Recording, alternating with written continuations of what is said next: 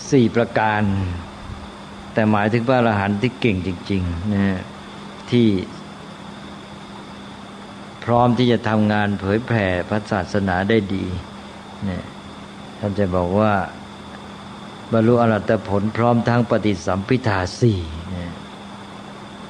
ปฏิสัมภิทาสี่นี่ถ้าพระอรหันต์ผู้ใดมีนะก็ท่านก็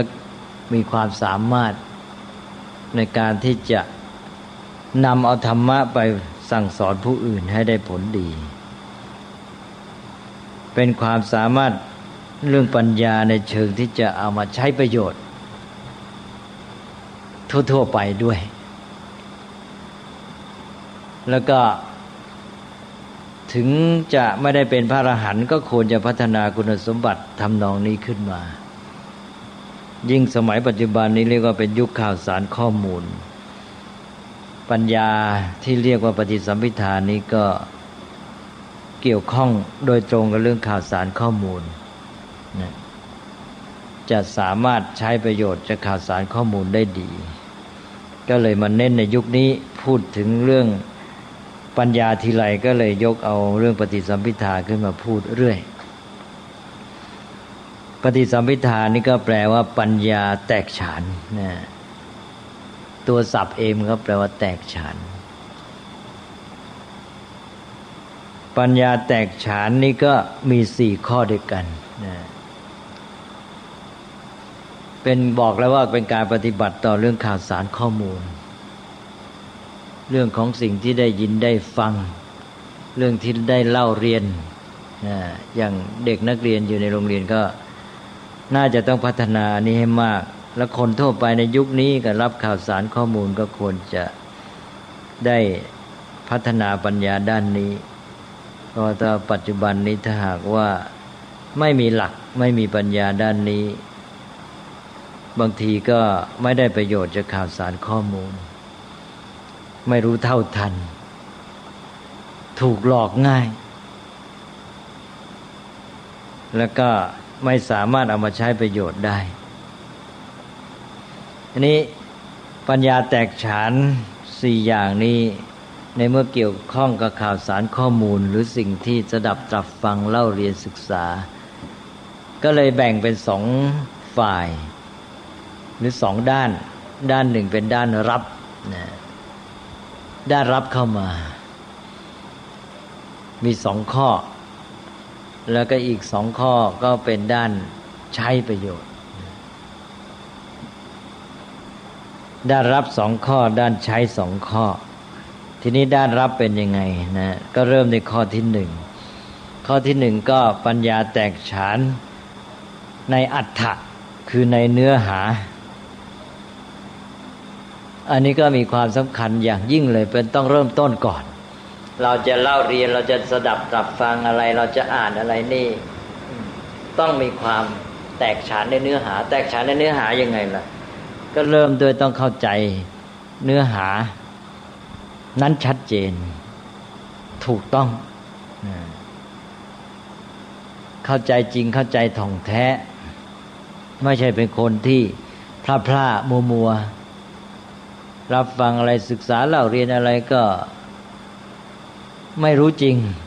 ไม่เข้าใจจริงนี่ถ้าเคยเป็นนิสัยแล้วก็จะสะสมปล่อยผ่านต่อไปก็แต่ละอย่างที่เข้ามารับฟังไม่ชัดสักอย่างไม่เข้าใจจริงสักอย่างก็สะสมเอาความพร่ามัวไม่ชัดเจนอันนี้เอาไว้นะก็เป็นคนรู้อะไรไม่จริงนั้นตอนแรกนี่จะต้องฝึกเช่นอย่างเวลาเรียนหนังสืออ่านทุกตอนเลยนะถ้าเป็นเรื่องที่เราจะเอาจริงนะเป็นเรื่องที่เราเรียนอย่างนี้อ่านแล้วต้องถามตัวเองว่าเข้าใจจริงไหมถ้ามีอะไรไม่เข้าใจไม่ยอมปล่อยผ่านนะทุกตอนทุกหน้าทุกเนื้อความอ่านแล้วต้องถามว่าเข้าใจชัดไหมนะไม่เข้าใจต้องให้เข้าใจให้ได้หาความรู้ชัดแจ้งอันนี้เป็นเรื่องสำคัญมากมันจะเป็นนิสัยเลยพอเราเรียนอะไรเนี่ย ทุกอย่างจะผ่านไปด้วยความชัดเจนไม่ทิ้งอะไรให้คลุมเครือไว้เพราะนั้นคนก็จะทำให้มีการที่ว่าจะต้องไปหาทางทำให้ชัดถ้ามันยังไม่ชัดก็จะต้องไปค้นไปคว้าอะไรต่างๆเอาให้มันแจ่มแจ้งให้ได้จนกระทั่งว่ามันสุดวิสัยจริงๆก็ฝากไว้ก่อนแต่ว่าโดยหลักการก็จะต้องหาความชัดเจนให้ได้นี่นอกจากว่าชัดเจนเฉพาะนั้นแล้วมันมีอะไรโยงไปหาอะไรที่มันจะต้องให้เข้าใจชัดเจนเขาพูดอ้างอิงอะไรเกี่ยวข้องขึ้นมาเอาให้มันชัดให้หมดนะคือสิ่งที่ปรากฏเข้ามาในเรื่องนี้ที่ผ่านเข้ามาแล้วต้องว่ากันให้ชัดเอากันให้รู้จัดแจ้งกันไปเลยเนี่ยสำคัญมากนะนั่นอ่านหนังสือเป็นเล่มหนึ่งนี่ต้องรู้จริงๆเข้าใจจริงๆในหนังสือทั้งเล่มนั้นอย่างนี้ไม่แตกฉานได้ไงนะนี่อันที่หนึ่งละนั้นการใช้คำถามเป็นการตรวจสอบตัวเองก็เป็นเรื่องสำคัญนี่ต่อมาเป็นนิสัยเวลาไปเกี่ยวข้องกับเรื่องข่าวสารอะไรต่างๆก็ไม่ใช่เป็นคนที่สักแต่ว่าตื่นข่าวตื่นเต้นไปแล้วก็เอามาพูดคุยกันสนุกแล้วก็จบใช่ไหมมันต้องพยายามหาความรู้จะแจ้งให้จริงอย่างเรียนภาษาอังกฤษนี่เรียนไปคำนี้เจอแล้วมันยังไงความหมายมันหาความชัดเจนในความหมายแล้วก็สิ่งที่เกี่ยวข้องก็พลอยชัดไปด้วยคำนี้อ่านว่ายังไงอ่านแล้วมีสเตรสตรงไหนสะกดตัวยังไงลองหลับตาดูสิคำนี้สะกดได้ไหมไม่ได้ก็ไม่ผ่านเอากันให้มันจะแจ้งไปทุกอย่างนี่คือเรื่องของการปฏิบัติต่อข่าวสารข้อมูลข้อแรกต้องหาความชัดเจนจนกระทั่งว่าโอ้อย่างงี้พอเขาพูดอะไรมาในเรื่องนั้นแล้วเรามองเห็นข้อความเนื้อหาชัดไปหมดเลยแจ่มแจ้งสามารถขยายความอธิบายในใจตัวเองได้ก่อน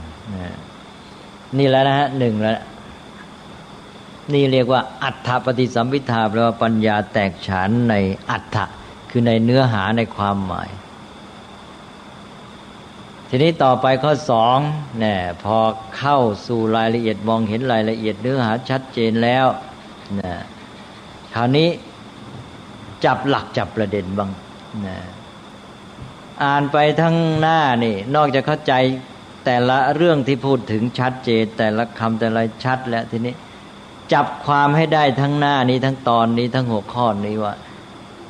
หน้านี้หัวข้อนี้บทนี้ตอนนี้ว่าด้วยเรื่องอะไรนะประเด็นอยู่ที่ไหนจบเล่มแล้วก็พูดได้ว่าอ้อหนังสือนี้ว่าด้วยเรื่องนี้นะนี่ก็เป็นความชัดเจนอีกแบบหนึ่งนะสำคัญกว่าอันที่หนึ่งอีกนะอันที่หนึ่งง่ายกว่าแต่มันต้องเริ่มในอันที่หนึ่งอันที่สองนี่จับหลักจับประเด็นได้นี่พอเราจับหลักจับประเด็นได้เท่านั้นแหละหนังสือบทหนึ่งก็ตามเล่มหนึ่งก็ตามนี่จะจำง่ายถ้าเราไปจำรายละเอียดทุกอย่างนี่จำยากเข้าใจชัดแล้วมันก็จำง่ายขึ้นมาเยอะแล้วแต่ทีนี้จะจำให้ได้หมดยากถ้าเราจับหลักจับประเด็นได้ปั๊บนี่สบายเลยคราวนี้จำหนังสือทั้งเล่มก็จับได้ประเด็นสองประเด็นตัวหลักๆทั้งบทก็ได้ประเด็นอย่างนี้เวลาทวนหนังสือนะยังอ่านไปแล้วนี่เข้าใจได้จับประเด็นได้หมดแล้วถามตัวเองละอ้าวตอนนี้บทนี้ว่าด้วยเรื่องอะไรมีอะไรเป็นประเด็นหลักนะจบแล้วก็เข้าใจหมดทีนี้เวลาทวนเนี่ยมองปราดเดียวนะใช่ว่าหัวข้อนี้เวลาทวนก็พอมองเห็นหัวข้อเราก็นึกออกอ๋อมันสาระสำคัญว่าอย่างนี้ไม่ต้องไปอ่านอีกแล้วทุ่นเวลาหมดเลยอย่างนี้เราสามารถที่ว่าพูดแทนคนเขียนได้เลยใช่ไหมว่าพอเห็นหัวข้อนี้ปั๊บหรือเห็นชื่อบทนี้ปั๊บนี่ในใจมันตีออกไปได้หมดเลยเนื้อความว่าอย่างนี้สาระสำคัญจากสาระสำคัญอันนี้ประเด็นเป็นอย่างนี้กระจายเนื้อความไปอย่างนี้หมดนะ บางทีอธิบายได้ดีกว่าหนังสือเล่มนั้นอีก เพราะว่าเรา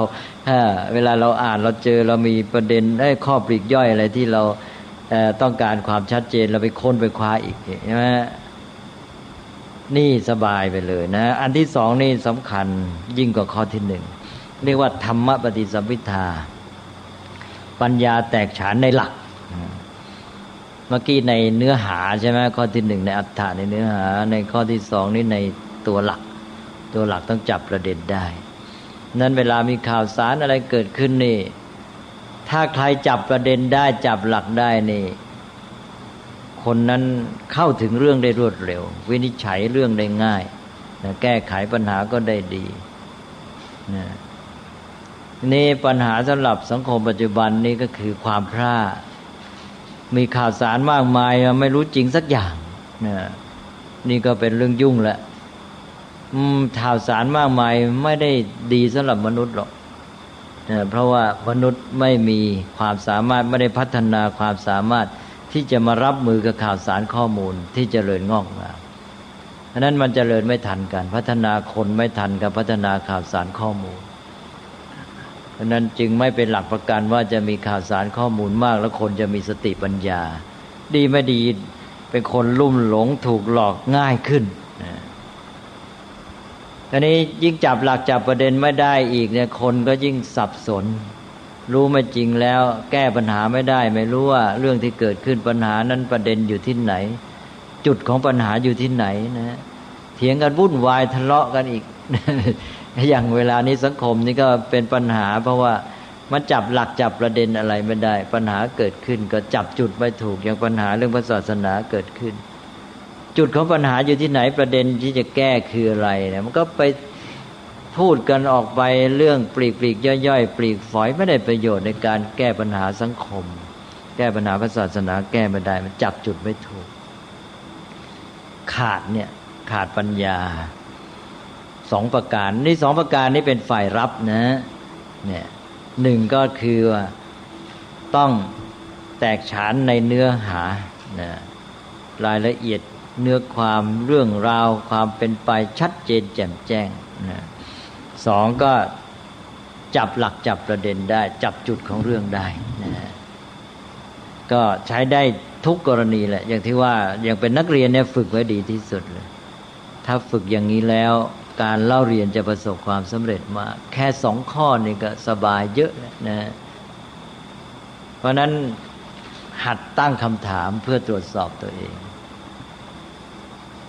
ก็ทุกอย่างต้องผ่านไปด้วยความเข้าใจอย่างที่ว่าไม่ชัดเจนไม่ปล่อยผ่านแล้วก็ต้องจับหลักให้ได้จับประเด็นได้ว่าตอนนี้บทนี้เล่มนี้ว่าด้วยเรื่องอะไรนะแม้แต่เวลาจะจำเนื้อความเช่นว่ามีสิ่งที่ต้องท่อง10 ข้อนะก็ใช้หลักนี้มาเป็นวิธีจำได้มีสิ่งที่ต้องจำว่า10 ข้อแต่ละข้อนี่ยาวตั้งบรรทัด2 บรรทัดถ้าท่องทุกคำนี่โอ้โหเสียเวลาเยอะท่องอยู่นั่นแหละกว่าจะได้มันนานก็อ่านให้เข้าใจเนี่ยในทั้งข้อนั้นข้อหนึ่งอ่านเข้าใจแหละจับตัวแทนของข้อให้ได้คำหนึ่งพอจับตัวแทนข้อได้คำเลยหลับตามองจะคำเดียวขยายความทั้งข้อได้ลองขยายดูก่อนพอจับคำนี้มองในใจขยายความได้เต็มข้อได้อย่างนี้ปั๊บข้อหนึ่งได้แล้วข้อสองจับคำที่เป็นตัวแทนของทั้งข้อได้แล้วเสร็จแล้วคำนี้จำไว้คำเดียวแล้วมองในใจตัวเองว่าคำนี้เราขยายความเป็นทั้งข้อบรรทัด2 บรรทัดได้อย่างนี้เนี่ยพอเราได้แน่ใจแล้วทีนี้ก็จำคำเดียวข้อละคำแล้วอาจจะจับในข้อหนึ่งอาจจะมีหลายคำที่เป็นตัวแทนข้อได้เอาคำที่มันง่ายแล้วมันอาจจะคล้องจองด้วยข้อ1ข้อ2ข้อ3จำ10 คำได้10 ข้อเนี่ย20 บรรทัดสบายเลยใช่ไหมอย่างนี้ก็ใช้หลักปฏิสัมภิทามาช่วยในการจ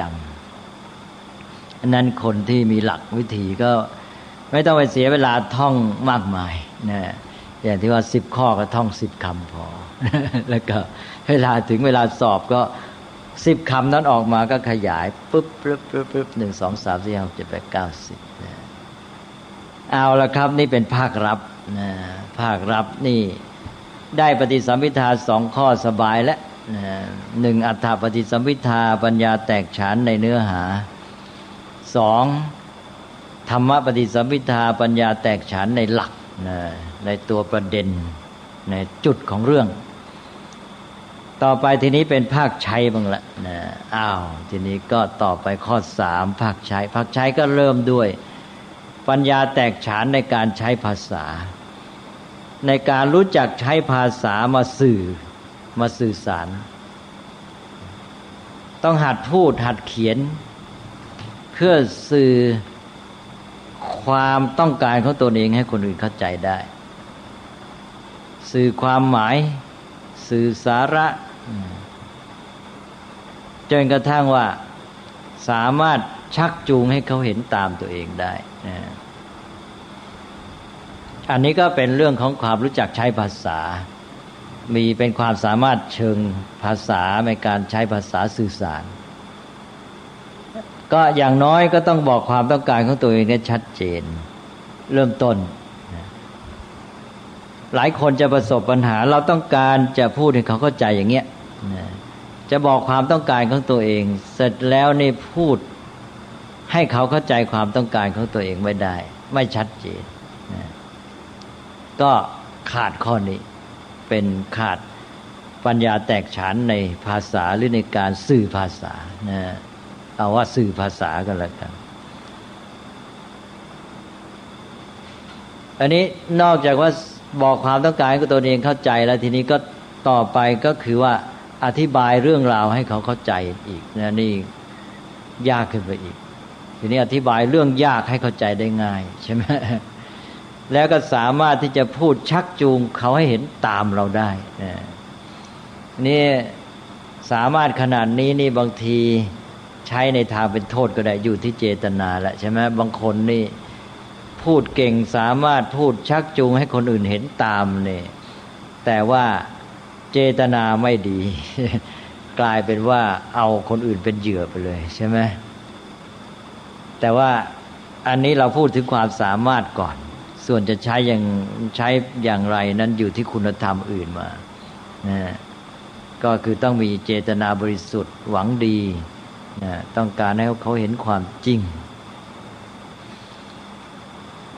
อันนี้ก็เป็นข้อภาคใช้แล้วนะก็แค่นี้ก็คงจะเข้าใจไม่ยากนี้ปัจจุบันนี้จะมีปัญหาเรื่องข้อนี้ก็คือว่าการฝึกในการสื่อภาษานี่น้อยเช่นข้อสอบก็จะใช้วิธีคิดถูกคิดผิดเลยไม่ได้สื่อภาษาเลยนี่ถ้าสอบโดยวิธีเขียนอธิบายก็จะมีโอกาสให้ฝึกได้เยอะเราต้องฝึกวิธีพูดวิธีใช้ถ้อยคำใช้ภาษาพูดจนกระทั่งเขาเข้าใจได้ทีนี้ต่อไปข้อ4ภาคใช้ที่สำคัญก็คือข้อ3นิรุตติปฏิสัมภิทานิรุตติก็สื่อภาษาต่อไปก็ข้อ4ปัญญาแตกฉานอีกขั้นหนึ่งนี่คือขั้นที่สามารถเอาความรู้ที่เรามีอยู่แล้วเนี่ยจากที่เราได้รับเข้ามาหลายเรื่องหลายราวคนละครั้งคนละคราวหลายแหล่งเราสามารถเอาข้อมูลความรู้เหล่านั้นมาเชื่อมมาโยงกันได้สร้างเป็นความรู้ใหม่เรียกว่าสร้างเป็นความอย่างรู้อย่างเห็นใหม่ใช่ไหมแล้วก็เอามาใช้ประโยชน์เช่นในการแก้ปัญหาได้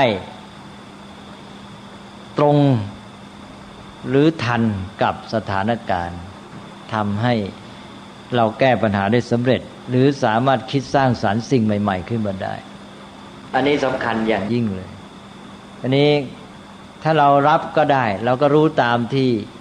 เขาเขียนไว้แล้วเขาบอกไว้แล้วก็ได้แค่ตามเขาแต่ว่า เราไม่สามารถจะไปต่อใช่ไหมอันนี้เราสามารถสร้างสรรค์ต่อเอาความรู้ที่คนอื่นเขาพูดมาแล้วเนี่ยเขาได้มาแค่นี้เราเอาความรู้นี้ไปต่อไปเชื่อมกับเรื่องอื่นได้เป็นความรู้ขึ้นมาใหม่อีกข้อ4นี่แหละที่เป็นปัญญาที่ทำให้เกิดการสร้างสรรค์อย่างสำคัญนะแล้วก็ทำให้เกิดการแก้ปัญหาได้เรียกว่าปฏิภาณปฏิสัมภิทาปัญญาแตกฉานในความคิดทันการก็สาระสำคัญก็คืออย่างที่ว่าสามารถจับเอาข้อมูลความรู้ที่ตนได้รับมาก่อนแล้วนั้นมาเชื่อมโยงกันสร้างเป็นความอย่างรู้อย่างเห็นใหม่ใช้แก้ปัญหาและคิดสร้างสรรค์สิ่งใหม่ได้นะก็ครบและ4ข้อนะ2ข้อหลังนี่เป็นภาคใช้งานถ้าแค่นี้มีกันแล้วก็สบายแล้วอยู่ในยุคข่าวสารข้อมูลพอเลยใช่ไหมแต่เรื่องอื่นก็เป็นตัวประกอบอย่างเราอ่านหนังสือเล่มหนึ่งเนี่ยมันก็จะได้ไม่เท่ากันบางคนอ่านหนังสือเล่มนี้แค่จะเข้าใจตามที่เขาเขียนไว้ทั้งเล่มก็แทบจะไม่ไหวแล้วนะคือเข้าใจบ้างไม่เข้าใจบ้างอ่านแล้วไม่ได้ยังตามเขาไม่ได้ยังไม่พอที่จะรู้ตามที่เขาบอกบางคนอ่านแล้วรู้เข้าใจหมดที่เขาบอกแต่ก็อยู่แค่นั้นบางคนนี่อ่านเข้าใจแล้วก็เกิดความคิดใหม่ๆจากการที่ได้อ่านหนังสือนี้กระตุ้นความคิดของตัวเองขึ้นมานะอีกเยอะแยะเลยนะว่าคือแล้วบางคนก็เอาไปเล่าให้คนอื่นฟังได้นะสามารถเล่าเนื้อความรายละเอียดหรือสามารถจับประเด็นให้คนอื่นฟังนะจับไปเล่าให้คนอื่นฟังพูดให้เขาเข้าใจนะแล้วว่านอกจากนั้นก็สามารถเอาความรู้เนี่ยไปใช้ประโยชน์หรือไปเชื่อมโยงกับความรู้จากแหล่งอื่นๆเนี่ย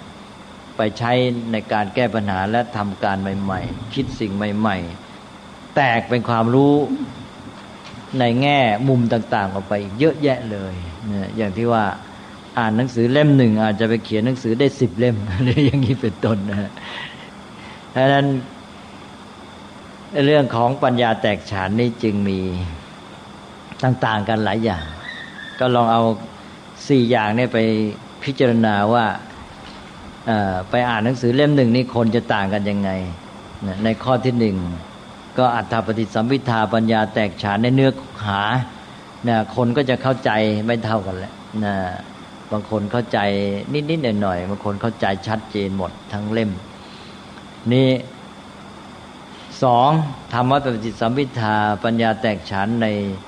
หลักในตัวประเด็นบางคนก็พลาดไปหมดจับประเด็นไม่ได้จับหลักไม่ได้บางคนเขาก็จับประเด็นได้ชัดเจนแล้วก็3ก็เอาไปสื่อสารจากสิ่งที่ตัวได้อ่านนี้ไปพูดให้คนอื่นเข้าใจตามได้ไปเล่าให้เขาฟังได้จะเล่ารายละเอียดก็ได้จะเล่าโดยสรุปจับความให้บอกประเด็นของสาระของเรื่องให้ฟังก็ได้แล้วสามารถเอาความรู้นี้ไปใช้ประโยชน์อย่างที่ว่าเป็นข้อ4ก็นี่แหละครับเป็นปัญญาที่มีความสำคัญเรียกว่าปฏิสัมภิทาอันนี้อาจจะใกล้ตัวของเรามากขึ้นพูดถึงเรื่องญาณเมื่อเช้าญาณ16นี่ก็สำคัญแต่ว่า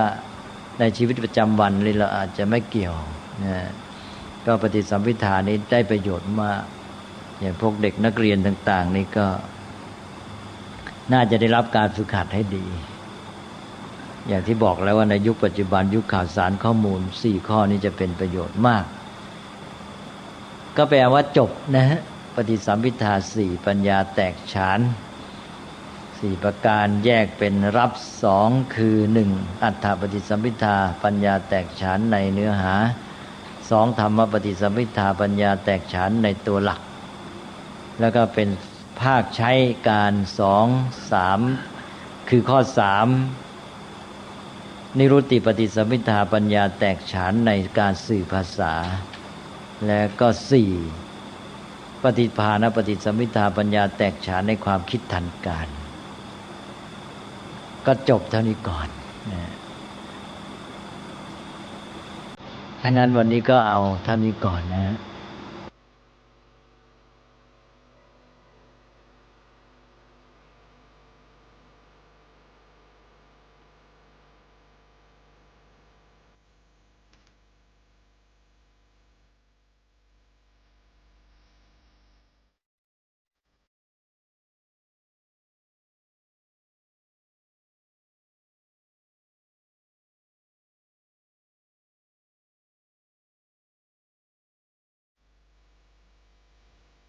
งานเผยแผ่เป็นหัวใจสำคัญของพระพุทธศาสนา พระพุทธเจ้าอุบัติขึ้นมาบนเป้าหมายแห่งการเผยแผ่ความดีนำความดีไปแทรกไว้ในจุดที่มีความดีไม่มากค่อยๆเจือจางจนกระทั่งความไม่ดีนั้นหายไปเหลือแต่ความดีหรือมีดีมากกว่าไม่ดี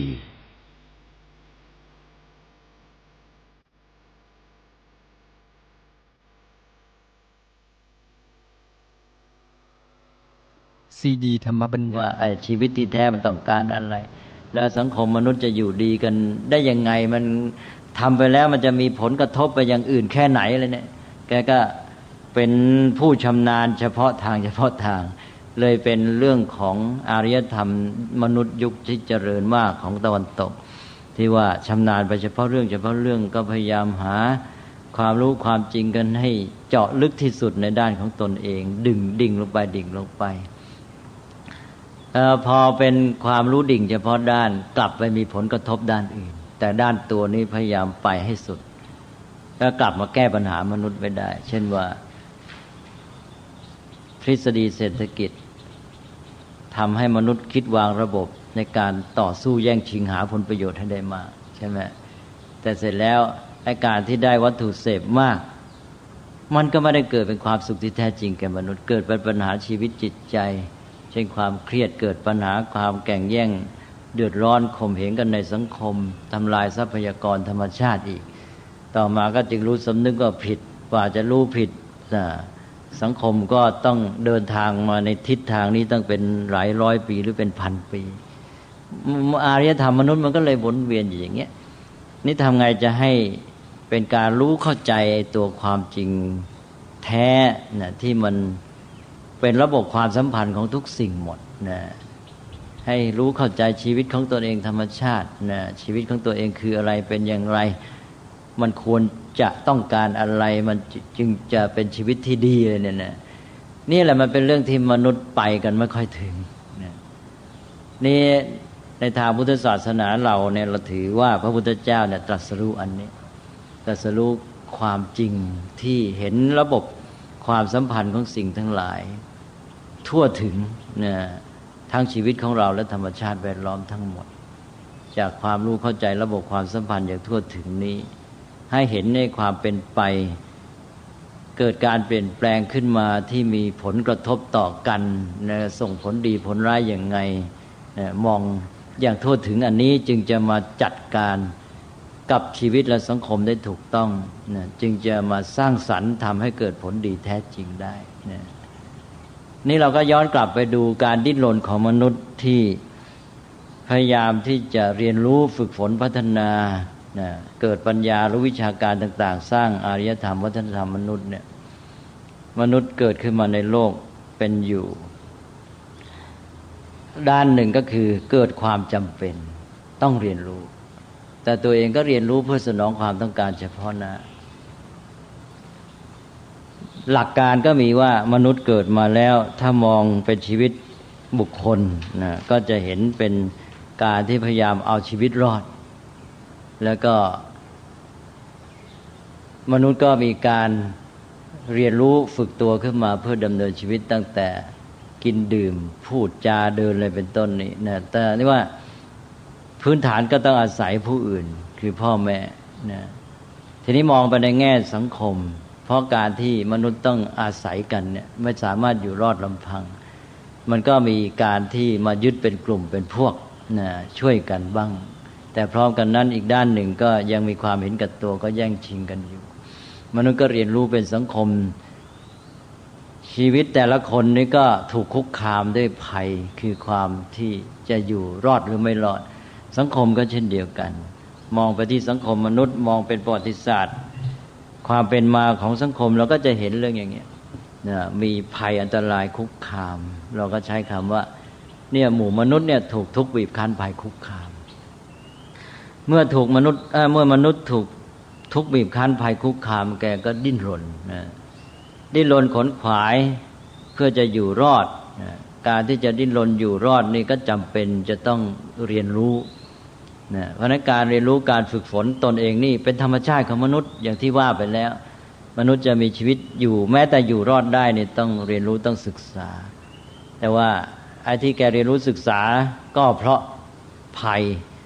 มันคุกคามทุกข์บีบคั้นมันเกิดความจำเป็นแกก็เรียนรู้ตามความจำเป็นนี้จากการที่ถูกทุกข์บีบคั้นภัยคุกคามความเป็นอยู่ของมนุษย์สังคมมนุษย์ก็ดิ้นรนขนขวายการเรียนรู้อะไรต่างๆเกิดปัญญาขึ้นมาเป็นเรื่องเป็นราวทำสร้างสรรค์สิ่งต่างๆได้แก้ปัญหาได้ก็เจริญงอกงามเป็นสังคมมนุษย์ขึ้นมาแต่ว่าข้อสังเกตก็คือว่ามันเป็นการที่ว่าการดิ้นรนขนขวายนั้นเกิดจากทุกข์บีบคั้นภัยคุกคามทำไปตามความจำเป็นไม่ใช่เกิดจากความรู้เข้าใจมาก่อนชีวิตสังคมอะไรของตัวเองไม่ได้รู้เข้าใจใช่ไหมอันนั้นมันก็เป็นสนองความต้องการเฉพาะกรณีมันก็ไม่เป็นระบบทีนี้ก็แล้วแต่วิถีทางสภาพแวดล้อมเหตุจำเป็นภัยที่คุกคามทุกข์ที่บีบคั้นนั้นมันจะมาด้านไหนตัวเองก็คิดหาทางออกไปคิดเท่าที่ได้อารยธรรมก็เจริญรุ่งเรืองขึ้นมาพร้อมกับการที่ใช้กิเลสเดิมนั่นแหละคือการที่ตัวเองจะต้องหาผลประโยชน์ให้กับตัวเองนะและการที่จะต้องต่อสู้คนอื่นแย่งชิงบีบคั้นกันนะต่อสู้กับภัยข้างนอกธรรมชาติบ้างภัยจากมนุษย์ด้วยการภัยจากมนุษย์นี่แหละมากมายเหลือเกินแต่ละฝ่ายก็จะดิ้นรนเพื่ออยู่รอดจะให้ตัวอยู่ดีไอ้อีกฝ่ายก็เช่นเดียวกันก็มาเข้ามาต่อสู้กันนะห่มเหงกันครอบงำซึ่งกันและกันก็เป็นอย่างเงี้ยนะสังคมมนุษย์ก็เป็นแบบว่าเจริญแบบสุ่มสี่สุ่มห้าถ้าว่าไปตามนะรูปภาพรวมสังคมมนุษย์คล้ายๆว่าบอกได้ว่ามีแผนก็เป็นเพียงเพื่อตัวเองเนี่ยจะให้พวกตัวหรือกลุ่มตัวอยู่ดีเท่านั้นไม่จะเป็นแผนที่รู้เข้าใจความจริงของธรรมชาติของชีวิตจริงหรอกมันไม่ใช่แผนที่สอดคล้องกับความจริงทั้งหมดมันเป็นแผนเพื่อความสำเร็จเฉพาะหน้าของตัวเองฉะนั้นความเจริญแบบนี้ก็เป็นความเจริญแบบที่ว่าเป็นไปตามความจำเป็นบีบคั้นคือทุกข์บีบคั้นภัยคุกคามนะนี่อันหนึ่งแหละนี้ในกระบวนการที่มนุษย์ได้พยายามเรียนรู้ฝึกฝนพัฒนาตัวก็คือการศึกษาด้านหนึ่งระดับหนึ่งนะเพื่อให้ตัวอยู่รอดได้มีชีวิตที่เป็นสุขตามประสาที่ตัวเข้าใจเนี่ยนะก็เจริญกันขึ้นมาดิ้นรนกันไปขนขวายกันไปเนี่ยพร้อมกันนั้นมนุษย์ก็แสวงหาที่พึ่งนะในการแสวงหาที่พึ่งนี้ก็จะเกิดมีความรู้สึกที่ว่าสิ่งมีอำนาจอะไรนะที่มันเป็นตัวบันดาลให้เกิดผลหรือว่ามันเป็นตัวอยู่เบื้องหลังภัยอันตรายแล้วก็อยู่เบื้องหลังผลสำเร็จที่ตัวต้องการใช่ไหมไอ้ตอนนี้ก็มีอันหนึ่งก็คือสภาพที่มนุษย์ไม่รู้เข้าใจโลกและชีวิตตัวเองมายังไงชีวิตตัวเองจะเป็นยังไงข้างหน้าในธรรมชาติมีอะไรก็ไม่รู้นี่ในการที่อยู่ร่วมกันระหว่างมนุษย์เองมนุษย์ก็เห็นอยู่คนที่มีอำนาจกว่าเราก็ต้องเชื่อต้องฟังต้องยอมแล้วเขาสามารถบันดาลผลให้แก่เราได้เรากลัวถ้าเขายอมเขาชอบเราเขายอมหยุดไม่เบียดเบียนไม่ทำร้ายเราเราก็สามารถอยู่รอดได้ปลอดภัยได้หรือเราต้องการถ้าเขา จะบันดาลผลสำเร็จให้เราก็ทำได้ เราก็จะได้ผลประโยชน์นั้นนี่มนุษย์ก็คิดไปคิดมาก็ไปเห็นว่าในธรรมชาตินี่ที่มีอะไรเป็นไปยังไงมีภัยอันตรายบ้างมีสิ่งที่ตัวเองพอใจสมปรารถนาบ้างเนี่ยมันต้องมีอำนาจอยู่เบื้องหลังนะฮะก็เลยเกิดมีความเชื่อในเรื่องของอำนาจเร้นลับเป็นเทพเจ้าคือพวกเทวดาต่างๆอะไรขึ้นมาศาสนาก็เกิดมีขึ้นเป็นศาสนาแบบโบราณอันนี้ศาสนาก็เข้ามาแก้ปัญหาเรื่องทุกข์บีบคั้นภัยคุกคามของมนุษย์อีกแล้วนะก็คือว่าทำให้เกิดความรู้สึกได้ที่พึ่งพอได้ที่พึ่งมันก็สบายใจขึ้นนะเพราะนั้นเรื่องที่เกิดมาจากทุกข์บีบคั้นภัยคุกคามตอนนี้เราจะเห็นว่าออกไปสองด้านด้านหนึ่งก็คือมนุษย์จะต้องเกิดความจำเป็นในการดิ้นรนขนขวายเพื่อให้ตัวอยู่รอดและได้สิ่งที่ปรารถนานะนี่ก็เป็นการสร้างสรรค์ความเจริญอีกด้านหนึ่งก็คือได้เกิดมีความหวังในสิ่งที่เป็นที่พึ่งที่จะช่วยให้ตนอยู่รอดปลอดภัยโดยเฉพาะในกรณีที่เป็นภัยอันตรายที่ตัวมองไม่เห็นพ้นอำนาจพ้นวิสัยของตัวเองอันนี้ด้านที่หนึ่งนี้ก็ทำให้มนุษย์สร้างสรรค์ความเจริญขึ้นมาอย่างที่เราเห็นกันแต่อีกด้านหนึ่งก็คือศาสนาเข้ามาศาสนานี่ก็จะมีความหมายอย่างที่เรามาพูดกันทีหลังพวกนักปราชญ์ทางศาสนาก็จะบอกนี่เห็นไหมศาสนาก็คือที่พึ่งที่ยึดเหนี่ยวจิตใจของมนุษย์ใช่ไหมเพราะว่ามีทุกข์บีบคั้นภัยคุกคามก็ได้มีที่หวังที่พึ่งว่าเราเนี่ยอยู่ใต้อำนาจเทพเจ้าสิ่งเร้นลับนะหรือพระผู้เป็นเจ้าผู้สร้างสรรค์โลกถ้าหากว่าเราทำให้ท่านชอบใจได้ท่านมีอำนาจท่านก็จะช่วยเราพ้นภัยอันตรายแล้วถ้าท่านโปรดปรานท่านจะนำผลที่เราต้องการมาให้ด้วยใช่ไหมอย่างน้อยความคิดนึกความหวังอย่างนี้ก็ทำให้ใจสบายขึ้นแล้วก็เลยประดิษฐ์ประดอยหาวิธีเอาอกเอาใจเทพเจ้านะในศาสนาโบราณทุกถิ่นไปหมดทั่วโลกจะมีเรื่องอย่างนี้แต่ในประเทศอินเดียก็จะมีการพัฒนาในลักษณะพิเศษคือหมายความว่าโดยทั่วไปก็จะเหมือนกันแบบเดียวกันคือว่าจะหวังพึ่งอำนาจเร้นลับเหนือธรรมชาติแล้วก็เกิดความสัมพันธ์ในการอ้อนวอนแต่ว่าวิธีการอ้อนวอนบวงสรวงของแต่ละถิ่นนี่แต่ละวัฒนธรรมก็จะต่างกันไปนี่สำหรับอินเดียนี่ก็พัฒนามากจนกระทั่งเป็นพิธีบูชายันอย่างที่เราพูดกันไปแล้วนี่เทพเจ้าของอินเดียนั้นมันไม่ใช่แค่ว่ามาบันดาลผลที่ต้องการให้ยังเอื้อมเข้ามาจัดการสังคมมนุษย์อีกว่ามนุษย์นี่ถูกสร้างมาเสร็จโดยจัดให้มาอยู่ในชนชั้นระดับต่างๆในสังคมนะตั้งแต่เกิดจนตายก็ต้องอยู่อย่างนั้นซึ่งความเชื่อเนี่ยมันได้กลายเป็นตัวที่กำหนดสภาพสังคมอินเดียไปจนกระทั่งปัจจุบันนี้นะทำให้แก้ไขได้ยากนะแล้วก็เลยอยู่ที่ลักษณะความสัมพันธ์กับไอ้อำนาจเร้นลับเนี่ยจะสัมพันธ์กันแบบไหนคล้ายๆจับพลัดจับผลูถ้าสัมพันธ์ในลักษณะที่เอื้อกลายเป็นเครื่องกระตือรือร้นบีบบังคับกระตุ้นให้คนยิ่งเพียรพยายามก็ได้แต่กระตุ้นไม่ดีหรือว่ากำหนดไม่ดีเชื่อไม่ดีเชื่อพลาดทำให้กลายเป็นว่าทำให้คนนี้ยึดติดอยู่ขยับขยื่นไม่ได้เลยใช่ไหมอย่างสังคมอินเดียนี่ความเชื่อว่าพระผู้เป็นเจ้าเทพเจ้าบันดาลอยู่เบื้องหลังโลกมนุษย์ได้มากำหนดมนุษย์ให้เกิดมาเป็นวรรณะไหนอยู่อย่างนั้นจนตายห้ามเปลี่ยนแปลงก็เลยเป็นอันว่าทำให้มนุษย์ต้องหยุดอยู่กับที่ก้าวหน้าเปลี่ยนแปลงไม่ได้ใช่ไหมอันนี้เป็นตัวอย่างแต่ละสังคมก็อาจจะมีข้อดีข้อเสียต่างๆกันแต่หลักการในเรื่องนี้ก็คือว่าทุกข์บีบคั้นภัยคุกคามหาที่พึ่งและศาสนาก็เข้ามาให้ที่พึ่งก็เลยคนก็มองว่าศาสนาเนี่ยเป็นที่พึ่งที่ยึดเหนี่ยวจิตใจปลอบประโลมใจหายทุกข์หายกลัวนะอย่างน้อยก็มีความหวังขึ้นมาแต่ว่ามันเกิดอะไรขึ้นมนุษย์นั้นนะเอาละด้านหนึ่งทุกข์บีบคั้นภัยคุกคามดิ้นรนขนขวาย ทำการสร้างสรรค์อะไรต่างๆหาทางอยู่รอดก็เกิดความเจริญขึ้นมาด้านนี้นะพอเจริญดีแล้วสบายแล้วทีนี้เอาแล้วตัวเองมีอำนาจมีความสำเร็จมีความสุขมนุษย์ก็จะมีความโน้มเอียงไปในทางที่จะเพลิดเพลินมัวเมากับความสุขนั้นและหยุดดิ้นรนขนขวายนะตอนนี้แหละสังคมก็เสื่อมอีกด้านนี้ก็ปรากฏว่าอารยธรรมมนุษย์นี่ได้ตกอยู่ในวงเวียนของความเสื่อมความเจริญเรื่อยมาพอทุกข์บีบคั้นภัยคุกคามมนุษย์รุ่นเก่าก็ดิ้นรนขนขวายอยู่นิ่งไม่ได้มาตายเนี่ยพอว่าสร้างสรรค์เจริญขึ้นมาได้มีวัตถุเสพพรั่งพร้อมเป็นต้น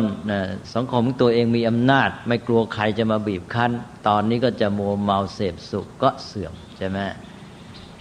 อันนี้ในด้านหนึ่งทีนี้ไอ้ด้านที่มีที่หวังพึ่งอำนาจเร้นลับเอาอีก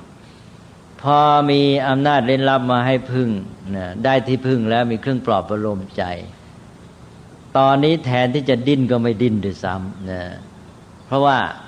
เดี๋ยวเทพเจ้าจะช่วยมีความหวังแล้วเราก็นอนรอคอยความช่วยเหลือของเทพเจ้านะมันก็ไม่เจริญก้าวหน้าอีกนะอันนี้มันก็กลายเป็นว่าสยบมนุษย์ให้อยู่กับที่เหมือนกันก็เป็นจุดอ่อนอีกเราอาจจะเรียกว่านี่คือที่สุดสองอย่างในสังคมมนุษย์นะคือด้านหนึ่งก็คือว่าดิ้นรนขนขวายไปนะเมื่อทุกข์บีบคั้นภัยคุกคามดิ้นรนขนขวายไปแล้วก็เจริญขึ้นมามัวเมาก็เสื่อมนะทีนี้อีกด้านหนึ่งก็คือว่าบางทีแทบไม่ต้องดิ้นรนก็ดิ้นรนบางด้านเท่าที่จำเป็นนะแต่ว่าการดิ้นรนกลายไปมีขอบเขตเพราะใจสบายขึ้นมาหรือมีความหวังจากเทพเจ้าจะมาช่วยเป็นต้นก็เลยไม่ดิ้นรนขนขวายอันนี้เราจึงมาถึงจุดของพุทธศาสนาว่าแล้วพุทธศาสนาเกิดขึ้นมาทำไมเรามองในสายตาพุทธศาสนาก็ว่าสองอย่างเนี่ยเป็นสุดโต่งนะหมายความว่าด้านหนึ่งก็ดิ้นรนไปตามทุกข์บีบคั้นภัยคุกคามไม่ได้มีความรู้ความเข้าใจในความจริงของโลกชีวิตอะไรเราก็เป็นดิ้นเพราะมันจำเป็นใช่ไหมแล้วก็เกิดความเจริญสนองความต้องการตัวเองแล้วก็เพลิดเพลินมัวเมาก็เสื่อมนะซึ่งสังคมแม้แต่ประเทศตะวันตกปัจจุบันนี้ก็กำลังจะอยู่ในสภาพนั้นใช่ไหมเจริญขึ้นมาแล้วก็ถึงจุดก็เพลิดเพลินมัวเมาแล้วก็จะเสื่อมทีนี้อีกด้านหนึ่งก็คือว่าจากการที่มีความหวังในความช่วยเหลือจากอำนาจเร้นลับอะไรต่างๆนี่เนี่ยเมื่อถูกทุกข์บีบคั้นภัยคุกคามก็ได้ที่พึ่งความหวังนี้ก็มาปลอบประโลมใจก็ทำให้ตัวเองผ่อนเบาคลายทุกข์ก็เลยไม่ค่อยดิ้นรนนะอันนี้ก็ทำให้อยู่กับที่นะศาสนาก็กลายเป็นมีความหมายเป็นเพียงสิ่งที่ยึดเหนี่ยวจิตใจของมนุษย์แล้วก็ปลอบประโลมขวัญทำให้สุขสบายใจได้อันนี้พุทธศาสนาไม่ได้เห็นด้วยกับวิถีทั้งสองอย่างอันนี้ก็จะเป็นจุดสำคัญอันหนึ่งที่จะต้องแยกเพราะว่ามีคนไม่น้อยแม้แต่นักวิชาการก็เข้าใจแค่ว่าศาสนาก็คือที่พึ่งที่ยึดเหนี่ยวจิตใจของคนแล้วก็เสร็จแล้วก็จะได้ปลอบประโลมใจสบายนึกว่าศาสนาคือแค่นี้ก็เคยพูดไปแล้วบอกว่าถ้าศาสนามีความหมายแค่นี้พุทธศาสนาก็ไม่ต้องเกิดขึ้นเพราะว่าอินเดียนั้นเขามีอยู่แล้วเขามีเทพเจ้าให้หวังพึ่งมันเป็นแสนเทพเจ้าของอินเดียนั้นมีตั้งแต่พระพรหมลงมาไม่รู้ว่าเทพยดามีเท่าไหร่ใช่ไหมอันนั้นเขามีที่พึ่งอยู่แล้วที่ยึดเหนี่ยวจิตใจพุทธศาสนาจะต้องไปเกิดทำไมพุทธศาสนาไม่ได้มีความหมายแค่นั้นใช่ไหมพุทธศาสนาก็มองไปถึงเนี่ยธรรมชาติของมนุษย์ว่าเป็นสัตว์ที่ต้องฝึกจึงจะมีชีวิตที่ดีงามได้นะเพราะนั้นมนุษย์อยากจะมีชีวิตที่ดีงามเนี่ยจะต้องเรียนรู้ฝึกฝนพัฒนาตนเองแต่พวกหนึ่งมันไปรอเหตุจำเป็นบีบคั้นมันจึงดิ้นรนมันจึงเรียนรู้ฝึกตนใช่ไหมและอีกพวกหนึ่งก็สบายซะเลยก็เลยเลิกเรียนรู้ฝึกตนซะเนี่ยทำไงจะให้มนุษย์เนี่ย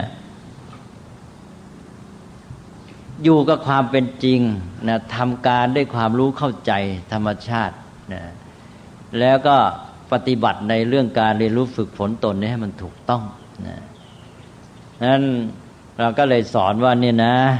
ที่แท้มันก็คือธรรมชาติของมนุษย์อย่างนั้นเองเราจะต้องเรียนรู้ฝึกฝนพัฒนาตนแล้วจึงจะมีชีวิตที่ดีงามได้แล้วถ้าเราได้เรียนรู้ฝึกฝนพัฒนาตนไปเนี่ยมันจะสามารถมีชีวิตที่ดีงามประเสริฐเป็นมนุษย์ที่เลิศจะถ้าเป็นบุคคลก็เป็นพุทธะเลยตั้งไว้เป็นแบบให้เห็นว่ามนุษย์นี่ดีงามประเสริฐเลิศมีความสุขมีความสมบูรณ์ในตัวอย่างไรนะแล้วก็ถ้าหากว่าเราพัฒนาคนอย่างนี้ขึ้นมานะซึ่งเป็นการพัฒนาถูกต้องสอดคล้องกับความเป็นจริงกฎธรรมชาติโดยเอาความรู้ในความจริงของธรรมชาติมาใช้ประโยชน์อย่างเนี้ยมนุษย์ที่พัฒนาดีขึ้นมาเนี่ยจะมาสร้างสรรค์สังคมที่ดีนะซึ่งเป็นสังคมมนุษย์ที่มีการพัฒนาที่แต่ละคนมีคุณธรรมมีความดีแล้วก็มาช่วยเหลือกันเองจะเป็นสังคมที่ดีงามได้สังคมอย่างนี้เป็นสังคมที่พึงปรารถนาเป็นสภาพที่เอื้อสังคมนี้จะมีสภาพแวดล้อมความเป็นอยู่ความสัมพันธ์ที่เอื้อต่อการที่แต่ละคนอีกแหละก็จะมีชีวิตที่ดีงามมีความสุขทั้งชีวิตคนก็ดีคือชีวิตคนที่ดีพัฒนาแล้วประเสริฐก็จะมาเอื้อต่อสังคมและสังคมที่มีคนที่พัฒนาอย่างนี้ก็จะเอื้อต่อการพัฒนาตัวของแต่ละคนเพราะนั้นในแง่บุคคลก็พัฒนาได้สูงสุดจนเป็นพุทธะแล้วก็ในแง่สังคมที่ดีก็คือสังคมคนที่พัฒนาแล้วอย่างเนี้ยนะเราเรียกว่าสังฆะนะอันนี้ทางพุทธะและสังฆะนี่เราก็เห็นได้ว่าจะเกิดขึ้นมาจะมีแต่ละคนนี่แหละจะพัฒนาตนเองจนเป็นพุทธะ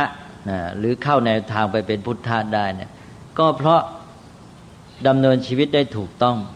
ตามความจริงของกฎธรรมชาตินะทำการต่างๆถูกต้องตามกฎธรรมชาตินั้นตามเหตุปัจจัยนะรู้จักเอาความจริงในกฎธรรมชาติมาใช้ประโยชน์แล้วก็เข้าถึงตัวความจริงนั้นจนกระทั่งวางใจจิตใจต่อโลกและชีวิตได้ถูกต้องดังนั้นทั้งหมดเนี้ยการที่จะเป็นพุทธะก็ตามสร้างสรรค์สังคมที่ดีงามได้ก็ตามเนี่ยต้องโยงเข้าหาตัวธรรมะตัวความจริงในกฎธรรมชาติซึ่งจะเข้าถึงได้ใช้ประโยชน์จากมันได้ด้วยปัญญานะนั้นมนุษย์ก็จะไปต้องพัฒนาปัญญาแล้วจะพัฒนาปัญญาได้ก็ต้องอาศัยพฤติกรรมจิตใจมาเกื้อหนุนต้องไปด้วยกันทั้งหมดแล้วเสร็จแล้วมนุษย์ก็ทำการได้ถูกต้องตามกฎธรรมชาติรู้ความจริงของธรรมชาติเอาความจริงในธรรมชาติมาใช้ประโยชน์แล้วจิตใจที่รู้ความจริงนั้นก็จะปรับตัวเองเป็นจิตใจที่วางท่าทีต่อสิ่งต่างๆได้ถูกต้องเป็นชีวิตที่ดีงามก็เลยเราก็ได้หลักขึ้นมาว่าเป็นพระรัตนตรัยที่ว่าจากธรรมชาติของมนุษย์ที่เป็นสัตว์ที่ฝึกได้ต้องฝึกเนี่ยสามารถพัฒนาขึ้นไปจนสูงสุดเป็นพุทธะเราก็ได้บุคคลไว้เป็นแบบอย่างพุทธะนี่เป็นตัวตั้งเป็นสุดยอดของความเป็นมนุษย์ได้พุทธะเป็นสุดยอดของมนุษย์มนุษย์พัฒนาไปเป็นพุทธะที่มนุษย์จะพัฒนาไปเป็นพุทธะได้ก็เพราะรู้เข้าใจทำได้ถูกต้องสอดคล้องกับตัวความจริงที่เรียกว่าธรรมะเอาธรรมะมาใช้ประโยชน์จนถึงที่สุดก็ต้องธรรมะก็หมายความว่าไอ้นี่ก็คือตัวความจริงในธรรมชาตินี่เองใช่ไหมก็ต้องหนึ่งได้หลักพุทธะเป็นสุดยอดของมนุษย์พัฒนาสองธรรมะเป็นตัวที่จะทำให้มนุษย์พัฒนามาเป็นพุทธะได้ธรรมะนี้ก็อยู่ในธรรมชาตินี่เองเป็นแก่นเป็นเนื้อหาเป็นสาระของธรรมชาติต้องเข้าถึงตัวนี้แล้วก็เมื่อแต่ละคนได้มาดำเนินชีวิตปฏิบัติตามหลักความจริงของธรรมชาติคือธรรมะนี้เอาธรรมะมาใช้ประโยชน์ชีวิตแต่ละคนก็พัฒนาขึ้นมามนุษย์ที่พัฒนาอย่างนี้จะมารวมกันเป็นสังคมที่ดีงามเรียกว่าสังฆะนี่คือหลักของพุทธศาสนา3อย่างถ้าเรายึดถือหลัก3อย่างนี้ไว้แล้วเราจะโยงไปหาความเข้าใจพุทธศาสนาได้หมดนะอันนี้ก็เท่ากับว่ามาเป็นหลักสำหรับให้เราเป็นจุดเริ่มต้นจะเข้าสู่พุทธศาสนาจะเข้าสู่หลักการปฏิบัติอะไรต่างๆนี่มองอันเนี้ยเป็นหลักไว้ นะมองพระพุทธธรรมสังฆะเป็นหลักเป็นจุดเริ่มต้นเป็นจุดเชื่อมโยงไปหาหลักการข้อปฏิบัติอื่นไปหมดเลยนะก็เป็นอันว่าพุทธศาสนาได้สร้างความเปลี่ยนแปลงขึ้นมานะที่ว่าศาสนานั้นไม่ได้เป็นแค่ที่พึ่งที่ยึดเหนี่ยวจิตใจที่จะทำให้คนนี้ได้ปลอบประโลมใจปลอบประโลมขวัญแล้วก็มีความหวังในการที่จะเป็นอยู่นะโดยที่คิดว่าจะมีสิ่งที่มีอำนาจเล่นลับมาช่วยเหลือนะไม่ไปมัวรอคอยอย่างนั้นแล้วมันเปลี่ยนท่าทีใหม่นะก็คือว่าพระพุทธเจ้าก็เอาสิ่งยึดเหนี่ยวอันใหม่เข้ามาให้แทนแต่เป็นสิ่งยึดเหนี่ยวชนิดที่ว่าไม่ใช่พอยึดเหนี่ยวแล้วก็เลยไปรอคอยหวังพึ่งแล้วตัวเองก็เลยไม่ต้องทำอะไรแต่เป็นสิ่งยึดเหนี่ยวเป็นยึดเหนี่ยวในแง่ว่าจะได้มีหลักที่จะโยงไปหาหลักการใหญ่ๆสำคัญที่เกี่ยวกับการฝึกฝนพัฒนามนุษย์อันนั้นหลักยึดเหนี่ยวในพุทธศาสนาก็จะต่างจากศาสนาเดิมในที่นี้ก็เกิดขึ้นในอินเดียก็ศาสนาพราหมณ์ว่าเดิมนั้นเขามีสิ่งที่ให้ยึดเหนี่ยวจิตใจจะได้หวังพึ่งก็รอคอยความช่วยเหลือก็ไปอ้อนวอนด้วยการบูชายันเป็นต้นศาสนาก็ให้สิ่งยึดเหนี่ยวขึ้นมาก็คือพระรัตนตรัยว่าพุทธธรรมสังฆะพอมายึดเหนี่ยวพระรัตนตรัยแล้วจะโยงไปหาสิกขาทันทีใช่ไหมว่าพุทธะมนุษย์นี่มีชีวิตที่ดีงามได้พัฒนาได้จนสุดยอดเป็นพุทธะนั้นตัวเราก็เหมือนกันเราก็สามารถจะเป็นพุทธะอย่างนี้จะมีชีวิตที่ดีงามก็ทำไงล่ะก็ต้องฝึกฝนพัฒนาตัวเองขึ้นไปเรียนรู้ยังไงก็ต้องเข้าถึงธรรมะเนี่ยหลักที่สองใช่ไหมแล้วเราก็จะได้มารวมกันนะจากคนที่พัฒนาอย่างนี้ก็จะเป็นสังฆะเป็นสังคมที่เป็นอุดมคติเราตั้งอันนี้ไว้แล้วก็โยงไปหาการฝึกฝนพัฒนามนุษย์เพราะนั้น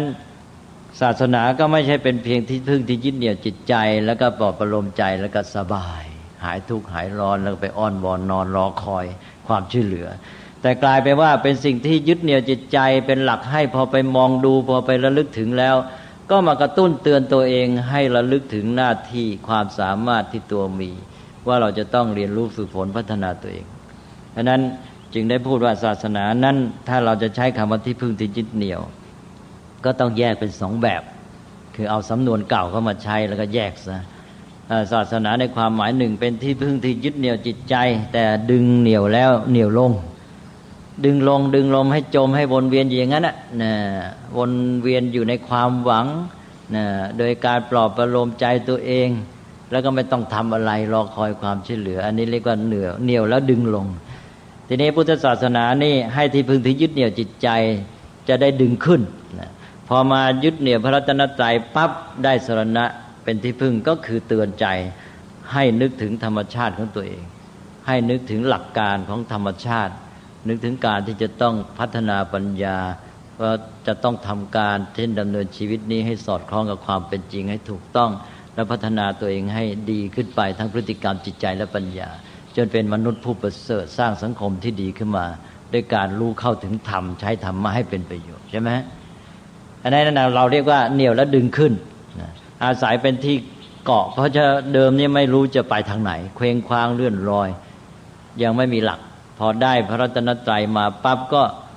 ได้หลักนี้ก็จะชี้นำตัวเองโยงไปหาสิ่งที่ตัวจะต้องปฏิบัติต่อไปให้ถูกต้องนั่นเราเรียกว่ายึดเหนี่ยวแล้วดึงขึ้นเหนี่ยวขึ้นมาไม่ใช่เหนี่ยวแล้วดึงลงใช่ไหมเราก็ใช้สำนวนเก่าแปลว่าศาสนาที่เรียกว่าพุทธศาสนานั้นถ้าจะใช้คำว่าศาสนาเป็นที่พึ่งที่ยึดเหนี่ยวจิตใจก็ต้องมีในความหมายว่าเหนี่ยวแล้วดึงขึ้นพอเหนี่ยวปั๊บแล้วท่านจะได้ช่วยชี้ทางให้ต่อไปว่าตัวเองจะต้องทำอะไรใช่ไหมอันนี้ก็เป็นเรื่องเหมือนกับการสรุปสิ่งที่พูดมาอีกครั้งหนึ่งซึ่งที่จริงก็พูดไปแล้วนะพูดไปพูดมาก็กลับมาสรุปกันอีกนะอันนี้ก็เลยโยงเข้าหาคาถาที่พระพุทธเจ้าตรัสพระพุทธเจ้าตรัสไว้คาถานี้มีในพระธรรมบทนะซึ่งทำให้เรามองเห็นภาพของศาสนาต่างๆรวมทั้งพุทธศาสนาด้วยพ ระพุทธเจ้าตรัสว่าพหุงเวสรนังยันติปัพพตานิวนานิจะเป็นต้นนะคาถานี้ก็แปลได้ความว่ามนุษย์ทั้งหลายถูกภัยคุกคามแล้วนี่แหละที่ว่าถูกทุกข์บีบคั้นภัยคุกคามก็พากันยึดเอาเจ้าป่าเจ้าเขาต้นไม้ศักดิ์สิทธิ์เป็นต้นเป็นที่พึ่งแต่อันนั้นไม่ใช่สรณะอันเกษมมนุษย์ทั้งหลายยึดเอาสิ่งเหล่านี้เป็นสรณะหรือที่พึ่งแล้วจะพ้นไปจากทุกข์ทั้งปวงหาได้ไหมส่วนผู้ใดมาถึงพระพุทธเจ้าพระธรรมพระสงฆ์เป็นสรณะแล้วรู้ทุกข์รู้เหตุของให้เกิดทุกข์รู้จุดหมายสภาวะเป็นที่ดับไปแห่งทุกข์และมันคาหรือข้อปฏิบัติให้ถึงความดับทุกข์ด้วยปัญญาอันชอบนั่นแหละจึงจะเป็นสรณะอันเกษมเมื่อถึงสรณะนี้แล้วก็จะสามารถพ้นจากทุกข์ทั้งปวงได้นะนี่เห็นไหมฮะนี่คือการแยกระหว่างศาสนาโบราณเช่นศาสนาพราหมณ์กับพุทธศาสนาใช่ไหมอันเก่านั้นก็ทุกข์บีบคั้นภัยคุกคามแกก็มายึดเอาเจ้าป่าเจ้าเขาสิ่งศักดิ์สิทธิ์เป็นที่พึ่งแกก็ได้ความหวังปลอบประโลมใจอย่างน้อยก็ใจก็สบายไปหลบทุกข์ไปได้ชั่วพักชั่วยามก็ยังดีใช่ไหมเนี่ยเรียกว่าปลอบประโลมบำรุงขวัญก็สบายใจไปแต่มันก็เลยจมอยู่นั่นเองก็รอคอยความช่วยเหลือทีนี้มายึดพระพุทธเจ้าพระธรรมพระสงฆ์เป็นสรณะมันไม่หยุดอยู่แล้วพระพุทธเจ้าจะบอกอ้าวนี่เห็นไหมในท่านน่ะมีความสามารถท่านเป็นสัตว์ที่ฝึกได้เช่นเดียวกับเรานี่เราต้องพัฒนาตัวมาจึงเป็นพุทธะท่านก็พัฒนาตัวได้นะเอาสิท่านก็เรียนรู้พัฒนาปัญญารู้เข้าใจความจริงในธรรมชาตินะคือตัวธรรมะแล้วท่านก็จะปฏิบัติสิ่งทั้งหลายทำการต่างๆให้สำเร็จผลได้สอดคล้องกับความเป็นจริงตามเหตุปัจจัยนะ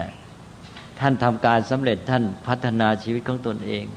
เจริญยิ่งขึ้นจนเป็นพุทธะได้แล้วแต่ละท่านทำอย่างนี้ขึ้นมาสังคมของท่านก็จะดีงามเป็นสังฆะใช่ไหมนี่คือพอยึดแล้วมันต้องมีอะไรทำต่อไปเดินหน้าจึงว่ายึดเหนี่ยวแล้วดึงขึ้นก็เนี่ยเพราะฉะนั้นพระรัตนตรัยนี่ก็เลยโยงไปหาอริยสัจอริยสัจก็คือความจริงของความเป็นเหตุเป็นผล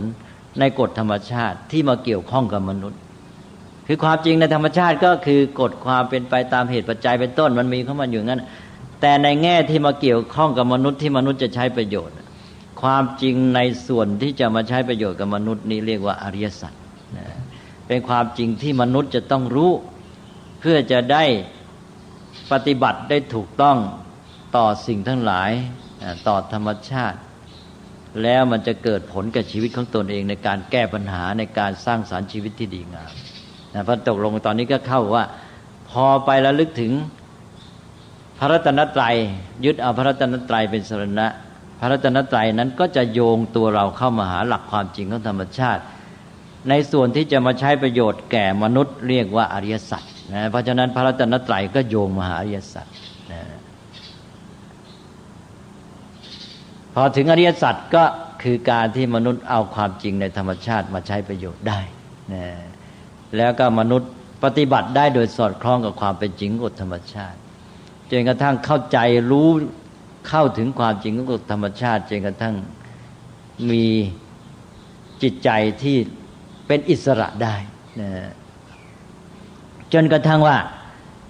สภาวะในธรรมชาติที่เราเรียกว่ามันเป็นกฎธรรมชาติเป็นสภาวะลักษณะของมันที่ว่ามันไม่เที่ยงมันเกิดขึ้นตั้งอยู่ดับไปมันเป็นทุกข์ตั้งอยู่ไม่ได้นะมันไม่เป็นตัวตนของมันเป็นไปตามเหตุปัจจัยอะไรต่างๆเนี่ยซึ่งปรากฏแก่มนุษย์ในลักษณะที่ว่ามันไม่เป็นไปตามปรารถนาของเราเลย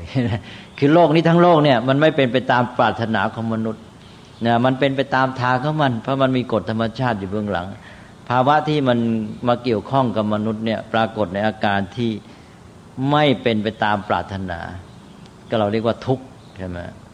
ทีนี้มันการที่มันไม่เป็นตามปรารถนาก็เพราะว่ามันธรรมชาติของมันเองมันเป็นอย่างนั้นคือการที่มันไม่เที่ยงมันเป็นไปตามเหตุปัจจัยของมันเมื่อมนุษย์รู้เข้าถึงมันก็จะใช้ประโยชน์จากมันได้ในการที่ว่าหนึ่งก็คือรู้ความจริงที่มันเป็นไปตามเหตุปัจจัยแล้วก็รู้ว่ามันไม่เป็นไปตามปรารถนาของเราหรอกมันเป็นไปตามเหตุปัจจัยของมันเองเพราะฉะนั้นถ้าเราจะให้สิ่งทั้งหลายเป็นยังไงตามที่เราต้องการเราต้องไปศึกษา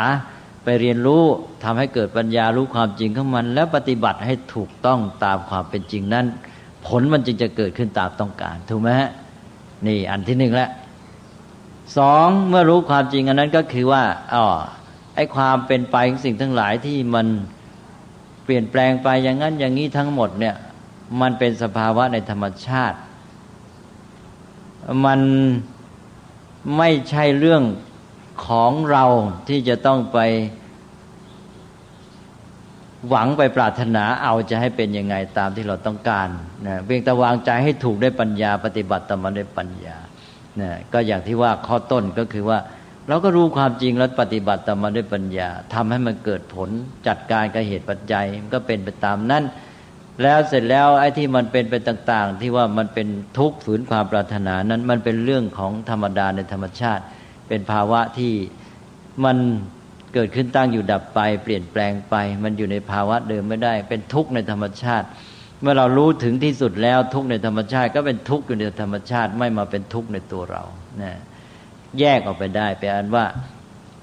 ทุกข์ก็จะเป็นภาวะตามกฎธรรมชาติเป็นอนิจจังทุกขังอนัตตาไตรลักษณ์เป็นเรื่องของธรรมชาติเป็นสังคตธรรมทั้งหลายก็เป็นอย่างนั้นของมันเองนะเราไปแก้มันไม่ได้แต่ว่าเราไปใช้ประโยชน์จากมันได้จากไอ้ความเป็นอนิจจังทุกขังอนัตตาเราไปใช้ประโยชน์จากการรู้ตัวธรรมคือความจริงของมันแล้วปฏิบัติด้วยปัญญาแต่ว่าเราจะไปแก้มันให้มันเปลี่ยนกฎธรรมชาติเปลี่ยนไม่ได้แต่ว่าทำไงจะไม่ให้ไอ้ทุกข์ในธรรมชาติความเป็นไปนั้นเข้ามาครอบงำจิตให้เรากลายเป็นทุกข์เมื่อเรารู้ความจริงถึงที่สุดแล้วทุกข์ในธรรมชาติก็อยู่ในธรรมชาติไม่มาเป็นทุกข์ในตัวคนเพราะฉะนั้นคนก็หลุดพ้นนะได้สองขั้นคือหนึ่งสามารถปฏิบัติต่อสิ่งทั้งหลายด้วยปัญญาทำให้เกิดผลสำเร็จตามที่ต้องการเท่าที่เป็นไปได้ตามเหตุปัจจัยและวิสัยแห่งปัญญาของตนสองพร้อมกันนั้นก็ทิ้งให้ทุกข์นั้นเป็นทุกข์ในธรรมชาติไม่มาเป็นทุกข์ในตัวเราเราก็เป็นอิสระอันนี้มนุษย์นี่ปัญหาสุดท้ายมันเป็นอย่างเนี้ยเพราะมันวางตัววางใจปฏิบัติต่อสิ่งทั้งหลายแม้แต่ชีวิตของตนเองไม่ถูกมันถึงได้เกิดวุ่นวายไปหมดเนี่ยขั้นสุดท้ายก็มาอยู่ที่นี่นะพระศาสนาก็ให้หลักการกว้างๆอย่างนี้เมื่อให้หลักการกว้างนี้แล้วมนุษย์ก็มาดำเนินชีวิตปฏิบัติกิจการพัฒนาชีวิตของตนเองสร้างสรรค์สังคมจัดวางระบบอะไรให้มันตั้งอยู่บนฐานความรู้เข้าใจความจริงนี้กันแล้วกันและมันจะแก้ปัญหาได้นะทีนี้ว่าก็อยู่ที่ว่าเราจะเน้นจุดไหนแล้วจะแก้แค่ไหนให้มันอยู่ที่มีความเข้าใจมีปัญญานะก็จากจุดที่ว่ามนุษย์เกิดมาต้องอยู่รอดถูกทุกข์บีบคั้นภัยคุกคามนะแง่หนึ่งก็คือว่าเพราะมันถูกทุกข์บีบคั้นภัยคุกคามก็เลยจำเป็นต้องดิ้นรนขนขวายก็ทำโน่นทำนี่คือไปแบบว่าเป็นความเจริญตามที่ตนเรียกไม่รู้ว่าเจริญหรือเสื่อมแน่ก็รู้มันก็มีการสร้างสรรค์อะไรต่ออะไรที่เราเรียกว่าพัฒนาขึ้นมานานๆก็มารู้ทีว่าพัฒนาผิดแล้วพัฒนาไม่ยั่งยืนแล้วเนี่ยนะอันนี้ก็ทำกันไปนี่ก็เป็นเรื่องหนึ่งเนี่ยนี่ก็เป็นความเจริญงอกงามของมนุษย์ซึ่งอาจจะเรียกว่าผิดก็ได้นะเพราะว่ามันไม่รู้ความจริงอย่างท่องแท้นี่ด้านหนึ่งแล้วก็สองก็คือการที่เกิดมีศาสนาซึ่งให้ที่พึ่งที่ยึดเหนี่ยวจิตใจปลอบประโลมขวัญนะทั้งหมดเนี่ยจะเห็นว่ามาจากทุกข์บีบคั้นภัยคุกคามเพราะฉะนั้นจากจุดเนี้ยทำไงมนุษย์จะเข้าสู่ทางที่ถูกต้องพุทธศาสนาก็โยงเข้าสู่ธรรมชาติมนุษย์ให้เห็นว่าที่แท้แล้วมันอยู่ที่นี่นะ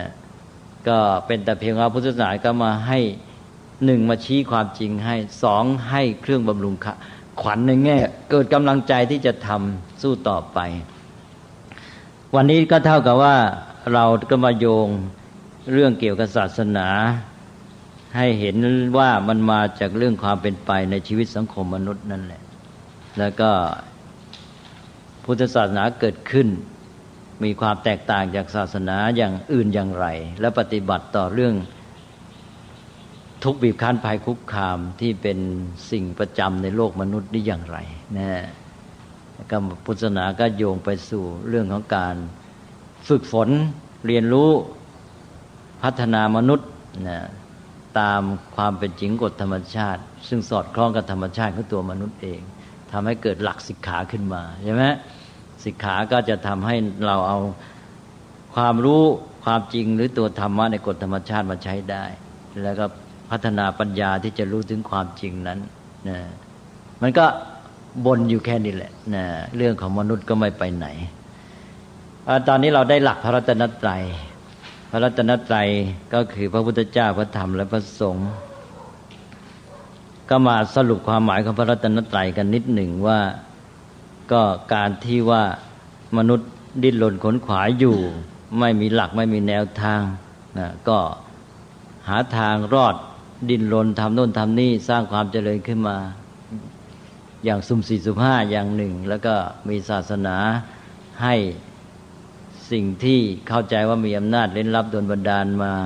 สำหรับให้มนุษย์ได้อ้อนวอนรอคอยความช่วยเหลือมีความหวังปลอบประโลมใจไปสายหนึ่งเนี่ยพระพุทธเจ้าก็มาค้นพบความจริงนะแล้วก็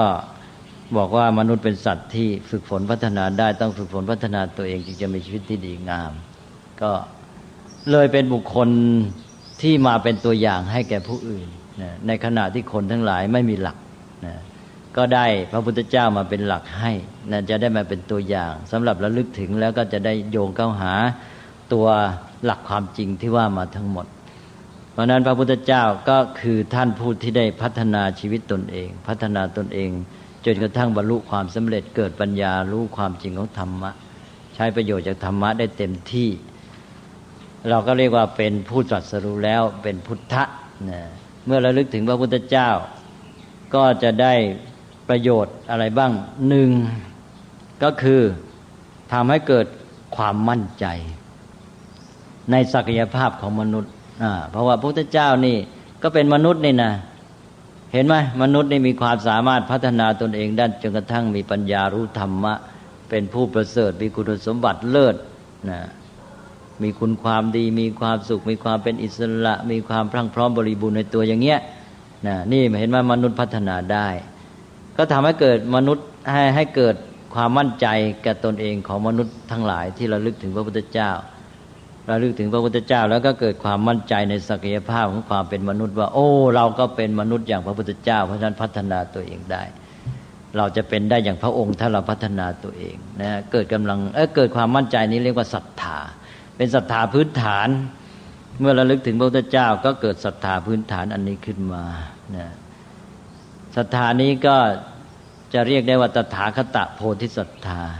ศรัทธาความเชื่อมั่นในปัญญาตรัสรู้ของพระตถาคต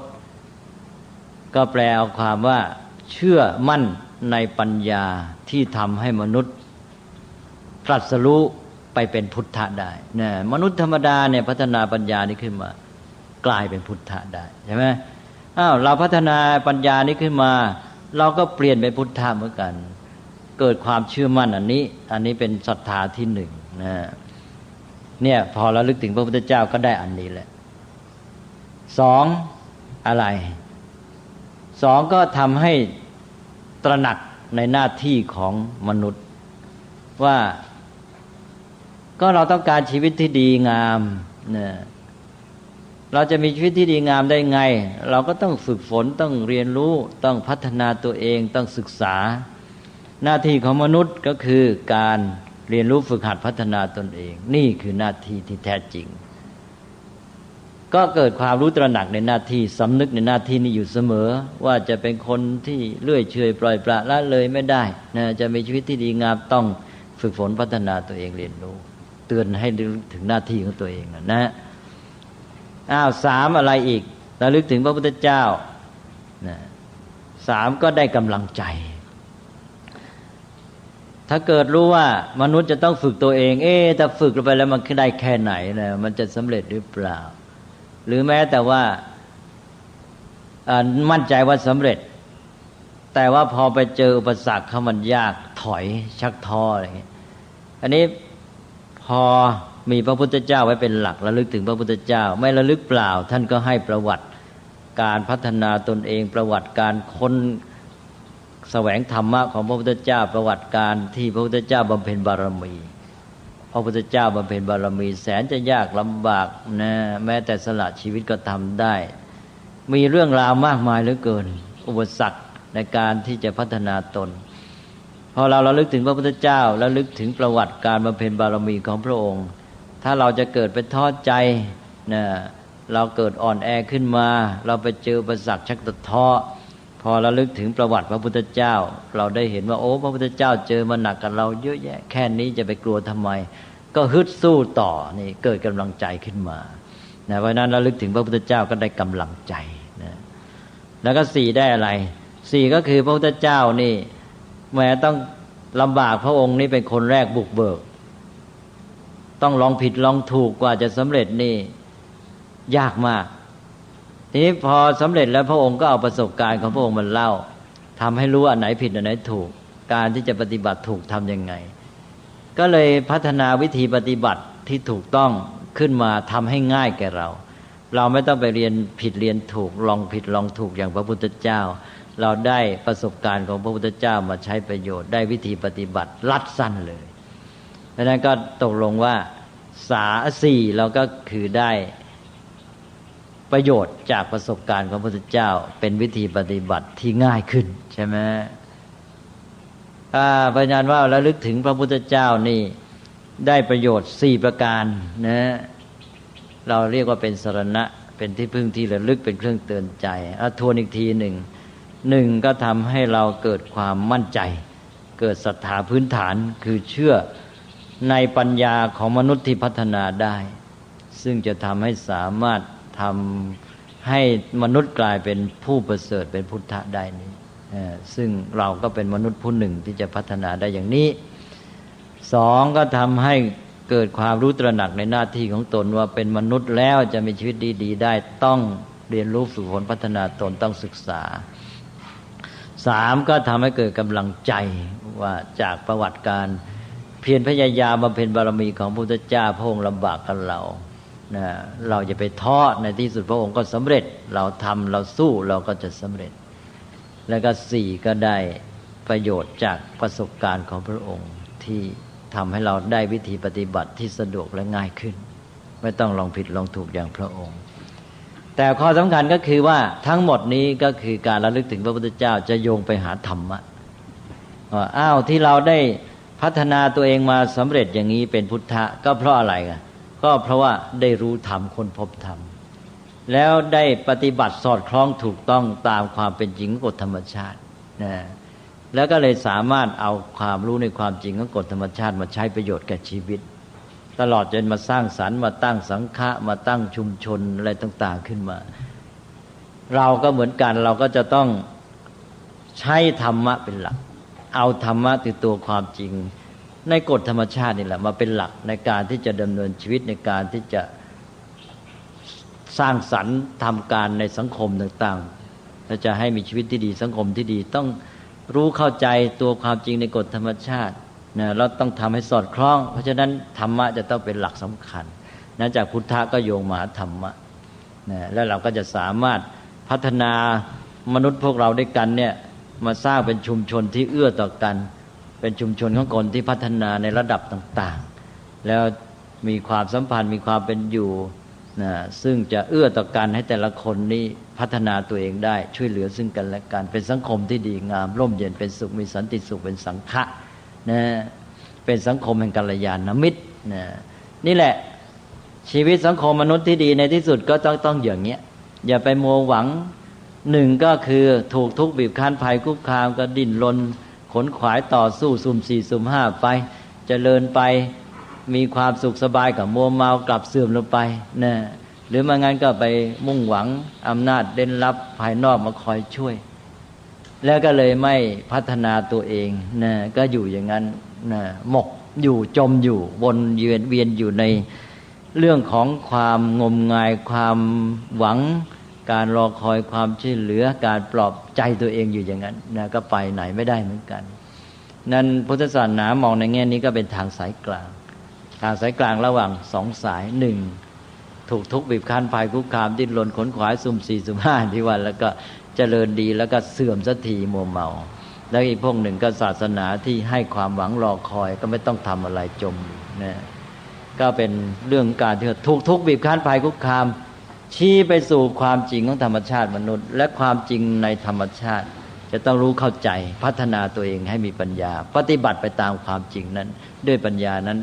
พัฒนาชีวิตและสังคมที่ดีขึ้นมาช่วยกันเองในหมู่มนุษย์ไม่ต้องไปรอเทพเจ้าช่วยกันดีในหมู่มนุษย์ช่วยกันนี่แหละดีที่สุดกว่าอะไรช่วยอีกนะพัฒนาตัวเราพวกเราให้มันช่วยกันสินะ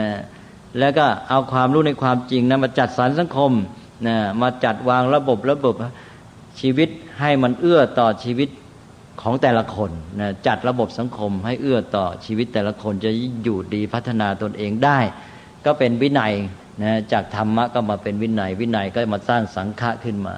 ก็โยงมาสัมพันธ์กับชีวิตแต่ละคนชีวิตแต่ละคนก็พัฒนาไปตามไตรสิกขาโดยอาศัยสภาพสังคมสิ่งแวดล้อมความสัมพันธ์ระหว่างมนุษย์มาเป็นตัวเอื้อก็พัฒนาไปได้ดีๆใช่ไหมก็เกิดความสัมพันธ์ระหว่างธรรมะกับวินัยอย่างที่พูดไปแล้ววันนี้เป้าหมายที่สำคัญพูดมาทั้งหมดก็เพื่อให้เห็นความหมายของคำว่าพระรัตนตรัยนะแต่ว่าโยงไปหาเรื่องอื่นทั้งหมดก็พูดมาเยินยาวนานแล้วนะฮะมีอะไรสงสัยไหมฮะแต่ว่าจะชัดเจนพอหรือเปล่า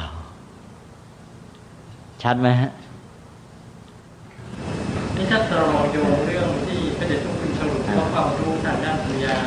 สองข้อที่ว่าในขั้นแรกต้องรู้ความจริงให้เป็นที่เป็นไปตามเหตุปัจจัยนะครับแล้วก็ข้อที่สองที่ว่าพัฒนาแล้วก็เอาความรู้นั้นพัฒนาแล้วว่าทำความเข้าใจแล้วก็ผลตัวเองจนกระทั่งสามารถบรรลุสู่ของพระพุทธาแล้วไปโยงเข้าสติสัมภิทาก็คือเนี่ยนะครับข้อหนึ่งก็คล้ายๆกับข้อหนึ่งสองเนี่ยปฏิสัมภิทาปฏิสัมภิทานั่นคล้ายๆเป็นความรู้ปลีกย่อยในระบบใหญ่เนี่ยที่มาใช้ประโยชน์เป็นเรื่องๆไปอย่างน้อยว่าเราไปเรียนรู้อะไร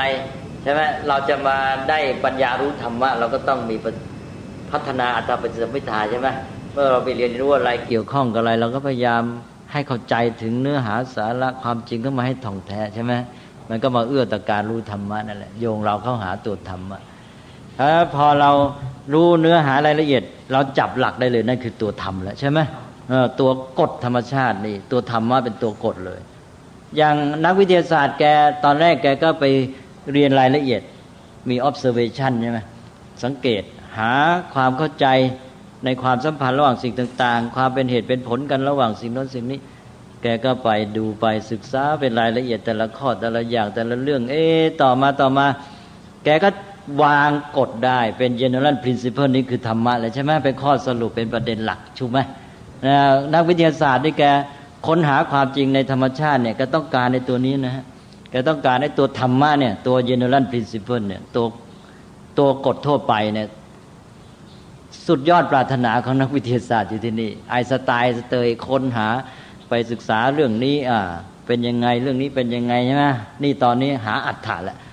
ได้รายละเอียดได้เนื้อหาความจริงศึกษาให้มันท่องแท้มันโยงมันสัมพันธ์กันยังไงต่อไปพอชัดเจนนะมันวางกฎใหญ่ได้เลยใช่ไหมพอได้กฎตัวนี้ปั๊บมันคลุมหมดเลยใช่ไหมมันเข้าใจจากตัวกฎเดียวเนี่ยหมายถึงเข้าใจอะไรหมดเลยถูกไหมฮะทีนี้แกพยายามหา general principle กฎทั่วไปเนี่ยแต่กฎทั่วไปที่แกได้มามันเป็นกฎทั่วไปเพียงในระดับที่ยังไม่สูงสุดใช่ไหมมันกลายเป็นกฎทั่วไปหลายกฎเนี่ยยังอยู่ระดับรองๆไม่ถึงไอ้กฎสูงสุดสักทีเนี่ยแกใฝ่ฝันนักจะได้ตัว general principle อันใหญ่ที่สุดเนี่ยไม่ได้สักทีถ้าได้อันนี้ปั๊บเนี่ยมันเข้าใจทั้งโลกทั้งจักรวาลเลยใช่ไหมแต่ขนาดนิวตันได้กฎความโน้มถ่วงนั้นก็เข้าใจจักรวาลในด้านหนึ่งไปหมดเลยใช่ไหมแต่ว่าไอน์สไตน์มาบอกยังไม่ถูกเป็นกฎแห่งสัมพัทธภาพเนี่ยมันก็ทำให้เข้าใจชัดเจนลึกซึ้งลงไปอีกเนี่ยอันนี้พุทธศาสนานี่ก็มาให้เรามีอัฏฐปฏิสัมภิทา เรียนรู้เข้าใจเนื้อหารายละเอียดสิ่งต่างๆให้มันชัดเจนถ่องแท้มองอะไรต่ออะไรให้ชัดแต่ละอย่างเสร็จแล้วเราก็จะมาได้ตัวธรรมะตัวกฎใหญ่ที่มันเป็นตัวแทนความจริงของสิ่งเหล่านั้นทั้งหมดเลยใช่ไหมอันนี้ตัวธรรมะมันก็อย่างว่ามีหลายระดับนะเป็นกฎทั่วไปที่คลุมถึงความจริงระดับนี้เนี่ยในขอบเขตเท่านี้นะดื้อด้านนี้ใช่ไหมไอ้ตัวธรรมะกฎธรรมชาติเนี่ยมันจะเป็นกฎในขอบเขตนี้บ้างในด้านนี้บ้างอะไรอย่างนี้นะจนกระทั่งถึงกฎใหญ่ที่สุดนะเพราะฉะนั้นมันก็เลยกลายเป็นหลักการที่ย่อยๆลงมาธรรมะก็คือหลักการหรือกฎจากกฎใหญ่สุดพระพุทธเจ้าก็ตรัสรู้กฎความจริงธรรมะที่เราใช้แทนเป็นตัวคำเดียวกฎใหญ่คลุมความจริงทั้งหมดแล้วสามารถแยกย่อยไปเลยเล็กๆลงไปทีนี้ตัวความจริงในกฎธรรมชาติทั้งหมดเนี่ยในแง่ที่มาสัมพันธ์กับการใช้ประโยชน์ของมนุษย์ก็เรียกว่าอริยสัจนะอริยสัจก็คือธรรมะความจริงในธรรมชาติเมื่อมาสัมพันธ์กับมนุษย์ที่มนุษย์จะเอาประโยชน์จากกฎธรรมชาติเป็นนาคนในสังคมและเป็นเขาครับเพราะมนุษย์เนี่ยพยายามจะปล่อยฟ้าเรียนรู้สิ่งภายนอกเยอะแยะแต่เรื่องที่กลับมาสู่ตัวเองเรื่องในจิตใจของตัวเองเรื่องค่าของชีวิตของตัวเองมันกลับรับอะไรกันเป็นส่วนใหญ่ก็ใช่สิเพราะว่ามันเอาตามความจำเป็นทุกบีบคั้นภัยคุกคามทำให้ดิ้นรนแสวงหาใช่ไหมมันก็แสวงหาดิ้นรนไปตามให้ความต้องการแก้ปัญหาเฉพาะหน้าเป็นเรื่องก็สุ่มสี่สุ่มห้าแล้วเลยสร้างเป็นความเจริญของอารยธรรมขึ้นมาถูกไหมมันไม่ได้เกิดจากปัญญาเข้าใจความจริงนี่มันเกิดจากเหตุภายนอกบังคับตัวเองให้ดิ้น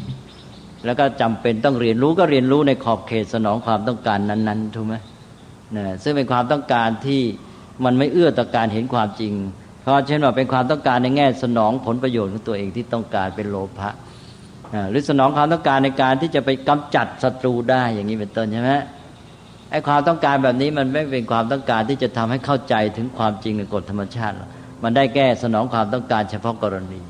แต่มันก็ทำให้เกิดความเจริญแบบที่ว่าเนี่ยมันก็ไปเจริญเป็นด้านๆแง่ๆไปบางทีต้องใช้เวลาต้องเป็นหลายร้อยปีจึงรู้ว่ามันผิดนะก็เหมือนอย่างฝรั่งที่ว่านึกว่าตัวเองเอาชนะธรรมชาติได้ก็คือความสำเร็จถูกไหมความสุขสมบูรณ์ของมนุษย์นี่อยู่ที่เนี่ยชนะธรรมชาติได้จะได้จัดการธรรมชาติได้ตามเจ้าใจซึ่งมันก็เป็นความจริงระดับหนึ่งแต่ทำไมแกเกิดอันนี้ขึ้นมาก็ผมเคยยกตัวอย่างที่ว่าฝรั่งอาจารย์เยอรมันที่มาสอนที่มหิดลใช่ไหมไปที่ภูเขาแล้วก็คุยกันฝรั่งเขาว่าเองกับหนังสือของเขาว่าอารยธรรมเขาเนี่ยตั้งอยู่บนทิฏฐิความเชื่อความคิดหลักการยึดถือว่ามนุษย์จะต้องเอาชนะธรรมชาติพิชิตธรรมชาติแล้วจึงจะมีชีวิตที่สุขสมบูรณ์อันนี้ก็บอกว่าเนี่ยฝรั่งเป็นอย่างเงี้ยเขาก็อึ้งไปแล้วเขาก็สักครู่เขาก็ผายมือไปข้างนอกซึ่งอยู่บนเขาก็คือไปที่ธรรมชาติเขาก็บอกอ้าวก็ประเทศท่านนี่ธรรมชาติมันเป็นเฟรนลี่นี่ธรรมชาติมันเป็นมิตรนะก็เนี่ยก็ว่าไปตามไอ้สภาพชีวิตที่ถูกทุกบีบคั้นภัยคุกคามใช่ไหมเนี่ยมันเป็นเรื่องที่ว่ามันเป็นเรื่องของความจำเป็นในการดำรงชีวิตแล้วเป็นไปตามความรู้สึกที่เป็นกิเลสธรรมดาของปุถุชนเท่านั้นเองว่าเพราะอยู่เมืองฝรั่งธรรมชาติมันบีบคั้นมันมีความหนาวเย็นเป็นต้นมันรู้สึกต่อธรรมชาติเป็นศัตรูธรรมชาติเหมือนศัตรูเนี่ยมันมาแล้วมันทำให้เราเดือดร้อนมีความทุกข์เราจะต้องสู้กับมันตลอดเวลาทำไงจะผ่านฤดูหนาวนี้ไปได้ ในแง่ความหนาวเย็นทำไงจะมีอาหารกินให้อยู่รอดไปได้เพราะว่าฤดูหนาวแล้วไม่มีอะไรจะกินอะไรเงี้ยนะต้องต่อสู้อยู่ตลอดเวลาในความคิดความรู้สึกต่อธรรมชาติก็เป็นศัตรูเป็นปรปักษ์จะต้องชนะจะต้องพิชิตก็มนุษย์ก็เกิดกำลังใจในการต่อสู้ดิ้นรนขนขวายว่าจะต้องเอาชนะมันให้ได้นะซึ่งก็ทำให้เขาพัฒนาได้แต่มันเป็นความเจริญได้เป้าหมายที่ผิดนะก็คิดว่าถ้าชนะธรรมชาติได้เราก็จะเป็นนายธรรมชาติเอาธรรมชาติมาจัดการตามชอบใจ ต่อมาก็สนองความประสงค์นี้พอมันมีความรู้ในตัวธรรมคือกฎธรรมชาติมันก็จัดการกับธรรมชาติด้วยความรู้ด้วยปัญญานั้นใช่ไหมเอามาสนองความต้องการของตัวเองกลายเป็นทำลายธรรมชาติพอทำลายธรรมชาติเสร็จแล้วไอ้ตัวเองต้องอาศัยธรรมชาติตัวเองเลยเดือดร้อนอีกก็เลยมาสำนึกผิดเมื่อเวลาผ่านไป 2,000 ปีเราคิดดูสิอารยธรรมผ่านไปตั้ง 2,000 ปีมนุษย์จึงสำนึกว่าที่ยึดถือมานั้นแม้ขนาดเป็นรากฐานของอารยธรรมยังพลาดได้นะแต่ก็เจริญถึงขนาดนี้นะด้านหนึ่งมันก็เป็นความเจริญเหลือหลายแต่อีกด้านหนึ่งก็จะเป็นความพินาศของมนุษย์ด้วยก็เลยจะต้องปรับทิฏฐิปรับความเห็นเราปรับเปลี่ยนหลักการกันใหม่ใช่ไหมบอกการพัฒนาที่ผ่านมานี่เป็นการพัฒนาที่ไม่ยั่งยืนซะแล้วนะต้องหาทางออกใหม่ก็ยังดิ้นยังหาช่องกันอยู่ยังไม่ทะลุปลุกโปร่งยังไม่รู้ว่าไอ้การพัฒนาที่ยั่งยืนเนี่ยมันหลักการที่แท้มันคืออะไรแน่มันก็ได้แค่ว่าเช่นว่าต้องให้เศรษฐกิจก็ไปได้สิ่งแวดล้อมก็อยู่ดีแล้วก็จะมาพัฒนาวิธีการจะทำยังไงเพื่อให้ได้ผลตามนี้ยุ่งไปหมดอยู่กันแค่นี้มันไม่มีอะไรนะเรื่องของมนุษย์อารยธรรมทั้งหมดนี่ท่านจะถามหนทางในเรื่องศึกษาเรื่องต่างดาวนี่ก็ยิ่งตอนนั้นมันอยู่กับทุกดิฉันไทยทุกคำนะครับอันนั้นพอต่อมามันก็จะมีไอ้ตัวความปรารถนาซับซ้อนขึ้นมาเช่นว่าเมื่อตัวเองชักเก่งขึ้นก็มีความปรารถนาจะครอบงำต้องการยิ่งใหญ่อะไรเป็นต้นนะฮะหรือต้องการความฟุ่มเฟือยความพรั่งพร้อมซึ่งเกินจำเป็นอะไรต่างๆนี่นะความโอ้อาอะไรพวกนี้นะมันก็ตามมาอีกนะแต่ว่าจุดแรกเนี่ยมันตัวบีบคั้นก็คือทุกบีบคั้นไฟคุกคามนะเอานะฮะงั้นก็วันนี้เท่านี้ก่อน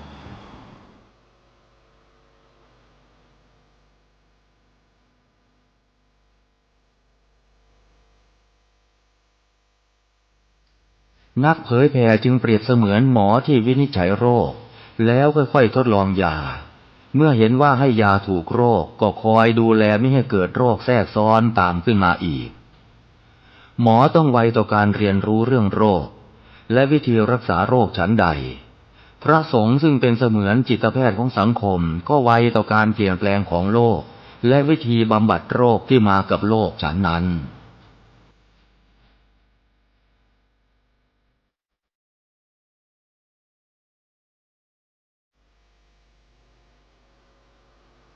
ซีดีธรรมบรรยายชุดตามพระใหม่ไปเรียนธรรมโดย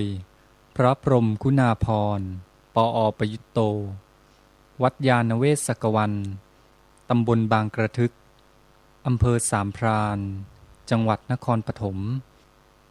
บรรยายแก่พระนวกะรุ่นพรรษา 2539 ตอนที่ 39 เรื่องถ้านับถือพระรัตนตรัยไม่ต้องมีใครมาเคี่ยวเข็นก็สำนึกถึงความจำเป็น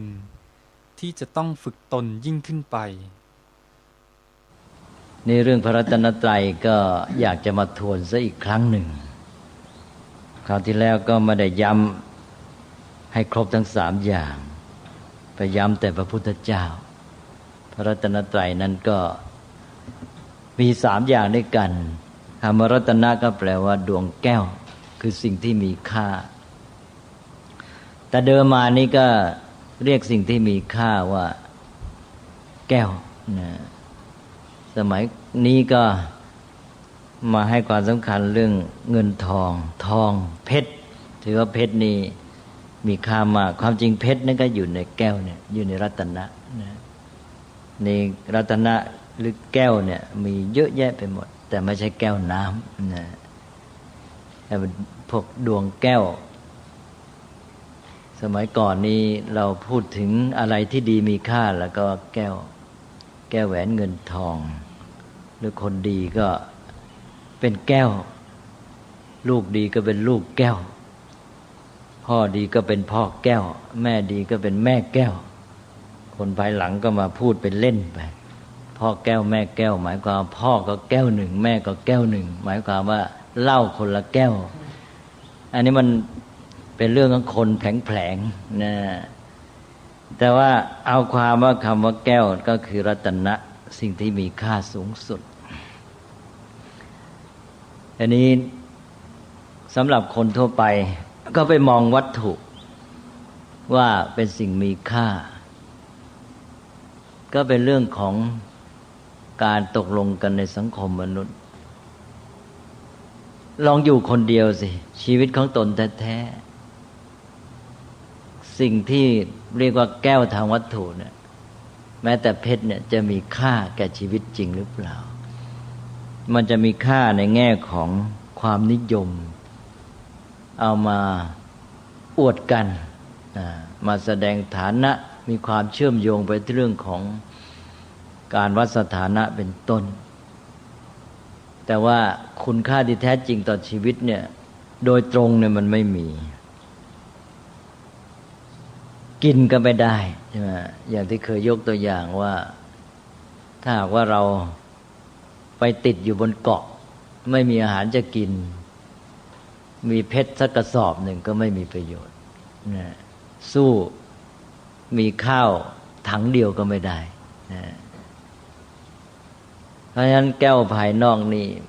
มันไม่ใช่เป็นสิ่งที่มีค่าแท้จริงในตัวของมันเองเป็นค่าที่คนใส่ให้แก่มันตามแต่ตกลงตามแต่กำหนดตามแต่นิยมวัตถุบางอย่างมีค่าในสมัยนี้พอไปอีกสมัยหนึ่งก็เปลี่ยนไปอีกสมัยหนึ่งไม่นิยมบางทีก็ขึ้นต่อความหายากของมันถ้าเกิดหาง่ายขึ้นมาก็หมดค่าบางทีก็ขึ้นต่อความสวยงามนะซึ่งสวยงามก็เป็นเรื่องภายนอกไม่เข้าไปในเนื้อในตัวชีวิตของเราแก้วเหล่านี้หรือสิ่งมีค่าเงินทองเพชรอะไรก็ไม่สามารถทำให้ชีวิตคนนี้ดีงามประเสริฐขึ้นมาได้ไม่ช่วยให้คนนี้ดำเนินชีวิตได้รู้เข้าใจเกิดปัญญาเข้าถึงความจริงของสิ่งต่างๆได้นะแต่ว่าเรามาเรียกพระพุทธเจ้าพระธรรมพระสงฆ์เป็นรัตนะเป็นแก้วนี้ก็เป็นการเตือนสติคนให้เห็นว่าโอ้สิ่งที่มีค่าที่แท้จริงเนี่ยนะคืออย่างนี้คือพระพุทธเจ้าพระธรรมพระสงฆ์ซึ่งให้คุณค่าที่แท้จริงแก่ชีวิตสามารถที่จะทำให้เราเกิดปัญญารู้เข้าใจความจริงของสิ่งทั้งหลายเมื่อเราไปยึดถือไปเกี่ยวข้องไปอาศัยท่านเราก็จะได้รับการชักนำแนะนำสั่งสอนหรือให้หลักให้แนวทางที่ทำให้เรานี่เกิดปัญญาแล้วสามารถดำเนินชีวิตพัฒนาตัวเองให้ดีขึ้นมาทำชีวิตที่เป็นปุถุชนที่เป็นคนที่ไม่มีความรู้ไม่มีความดีไม่มีปัญญาไม่มีคุณธรรมเนี่ยให้เป็นชีวิตที่ดีงามประเสริฐขึ้นมาได้ดำเนินชีวิตถูกต้องแล้วเรารู้คำสอนของพระพุทธเจ้าที่มีค่านี้เราจะไปสร้างสรรค์อะไรต่างๆภายนอกตัวก็ได้สร้างสรรค์ในตัวแล้วไม่พอสร้างสรรค์ภายนอกสร้างสรรค์ทรัพย์สินเงินทองแม้แต่ที่เรียกว่ารัตนะภายนอกอย่างที่เขานิยมกันมันก็สามารถสร้างได้ในการที่ว่ามีรัตนะอยู่ภายในก็คือพระธรรมะนี่แหละหรืออย่างคนที่มีรัตนะภายนอกไม่มีรัตนะภายในเช่นความดีงามไม่มีปัญญาก็รักษารัตนะภายนอกไม่อยู่อย่าว่าแต่คนธรรมดาเลยแม้แต่พระเจ้าจักรพรรดิผู้ปกครองชั้นยอดมีรัตนะ7ประการมีจักรรัตนะเป็นต้นก็จะต้องปฏิบัติให้ถูกต้องตามหลักธรรมะถ้าไม่ปฏิบัติตามต่อไปรัตนะเหล่านั้นก็ไม่อยู่อย่างจักรรัตนะเป็นเครื่องหมายของอำนาจถ้าไม่ปฏิบัติให้ถูกต้องต่อไปก็พระราชอำนาจก็เสื่อมได้ดังนั้นตัวรัตนะที่แท้ก็อยู่ที่สิ่งที่จะนำมาใช้ปฏิบัติใช้ดำเนินชีวิตใช้ฝึกฝนพัฒนาตนเองนี่แหละถ้าเรามี พระรัตนะที่แท้จริงแล้วก็จะทำให้ชีวิตของเราประเสริฐจนกระทั่งสามารถเข้าถึงความดีงามสูงสุดบรรลุจุดหมายของชีวิตได้เพราะฉะนั้นจึงถือว่าควรจะมาสนใจรัตนะที่แท้ก่อนรัตนะที่ตกลงสมมติกันนิยมกันก็เป็นเรื่องรองลงไปนะซึ่งบางคนอาจจะไม่เห็นความสำคัญเลยบางคนนี่เห็นเป็นเกะกะเลยอย่างบางคนนี่เห็นรัตนะภายนอกนี่เกะกะมันเป็นภาระในการเก็บรักษาเป็นห่วงกังวลแล้วก็ไม่มีประโยชน์อะไรกับตัวเองจะไม่ยึดถือสักอย่างหนึ่งนะก็เอาไว้สำหรับว่าหาเงินหาทองเป็นเครื่องยังชีพมันก็มีประโยชน์โดยอ้อมในแง่นั้นนะก็เรื่องความประเสริฐที่แท้ของรัตนะนี่ก็เป็นเพียงผู้ที่เห็นเขานะเราสามารถบรรยายไปได้เรื่อยๆแต่ว่ารัตนะสิ่งมีค่าที่แท้นี่ก็ในทางพุทธศาสนานี่ก็มี3ประการก็คือพระพุทธเจ้าพระธรรมและพระสงฆ์ในแง่ที่มีค่าเปรียบประดุจดวงแก้วก็เรียกว่ารัตนะทีนี้ในการที่ว่าจะให้เป็นสิ่งมีค่านั้นก็โดยโยงมาหาตัวเองโดยที่เราเอามาใช้ประโยชน์การที่เรานำมาใช้ประโยชน์นี้ก็คือมาใช้เป็นหลักของชีวิตเป็นเครื่องเตือนใจเป็นเครื่องระลึกนะในแง่ที่เอามาใช้ประโยชน์มาสัมพันธ์กับตัวเรานี้เราเรียกว่าเป็นสรณะนะเพราะฉะนั้นก็เลยมีชื่อเรียก2อย่างโดยสภาวะที่มีค่าสูงสุดก็เรียกว่าเป็นรัตนะโดยแง่ที่เราเอามาใช้ประโยชน์ก็เป็นสรณะนะคือเป็นหลักเตือนระลึกนะสรณะแปลว่าเป็นเครื่องระลึกก็คือเตือนใจให้ระลึกถึงหรือระลึกถึงแล้วก็เตือนใจเราให้เราเนี่ยได้ปฏิบัติตามหลักนั้นนะโดยยึดท่านเป็นหลักอย่างที่ว่าไปแล้วอย่างพระพุทธเจ้าพอระลึกถึงแล้วก็ทำให้เราเกิดความสำนึกในหน้าที่ที่จะต้องฝึกตนแล้วก็เกิดความมั่นใจมีศรัทธาในศักยภาพของมนุษย์ที่เป็นสัตว์ที่ประเสริฐได้ในการฝึกฝนพัฒนาหรือเป็นสัตว์ที่พัฒนาได้จะมีชีวิตประเสริฐได้ในการฝึกฝนพัฒนานั้นอย่างที่ว่าไปแล้วก็4อย่างแต่ว่าโดยหลักการทั่วไปที่ว่ารัตนะ3ที่มาเป็นสรณะหลักยึดเหนี่ยวเตือนใจเนี่ยนะเราก็เป็นศัพท์ที่ไปเทียบกับเรื่องของการยึดถือของมนุษย์ที่มีมาแต่เดิมในศาสนาเก่าๆที่เขาก็มีสรณะเป็นที่พึ่งทีนี้ลักษณะการถือสรณะหรือที่พึ่งของศาสนาเก่าๆที่มีมาเดิมก่อนพุทธศาสนาเกิดขึ้นกับที่พุทธศาสนามาสอนใหม่เนี่ยต่างกันอย่างไรนะลักษณะการถือสรณะจะเห็นว่าการถือสรณะแบบเดิมนั้นนะสิ่งที่เป็นสรณะก็ได้แก่พวกเทพเจ้าอำนาจเร้นลับที่มองไม่เห็นที่เรียกว่าเหนือธรรมชาติซึ่งในพุทธศาสนานี่เราไม่ยอมรับเราบอกไม่มีอะไรเหนือธรรมชาติหรอกก็เป็นธรรมชาติทั้งนั้นแหละเรายังไม่รู้เราก็นึกว่าเหนือธรรมชาติความจริงก็เป็นสภาวะที่มีอยู่ตามธรรมดาสิ่งที่มีอยู่โดยธรรมดาตามสภาวะของมันเนี่ยเรียกว่าเป็นธรรมชาติทั้งนั้นแหละไม่มีอะไรเหนือธรรมชาติแต่คนแม้กระทั่งปัจจุบันนี้ก็ยังมีความเชื่อในเรื่องอำนาจเหนือธรรมชาติอยู่นี่เขาเชื่อในอำนาจเหนือธรรมชาติเขาก็ยึดเอาสิ่งที่มีอำนาจเหล่านี้เนี่ยซึ่งเขาเรียกว่าเป็นเทพเจ้าเป็นต้นเนี่ยมาเป็นที่พึ่งความเป็นที่พึ่งของเขาก็คือเขาต้องไปอาศัยชีวิตต้องเขาเนี่ยต้องขึ้นต่อสิ่งศักดิ์สิทธิ์อำนาจโดนบันดาลเหล่านั้นเชื่อว่าชีวิตตนเองจะเป็นอย่างไรสังคมตนเองจะเป็นอย่างไรก็แล้วแต่การโดนบันดาลของท่านการโดนบันดาลของท่านก็ขึ้นต่อความพอใจไม่ชอบใจของท่านถ้าท่านโปรดปรานชอบใจท่านก็โดนบันดาลผลดีให้ท่านไม่พอใจท่านโกรธขึ้นมาท่านก็บันดาลผลร้ายเกิดภัยพิบัติเกิดน้ำท่วมไฟไหม้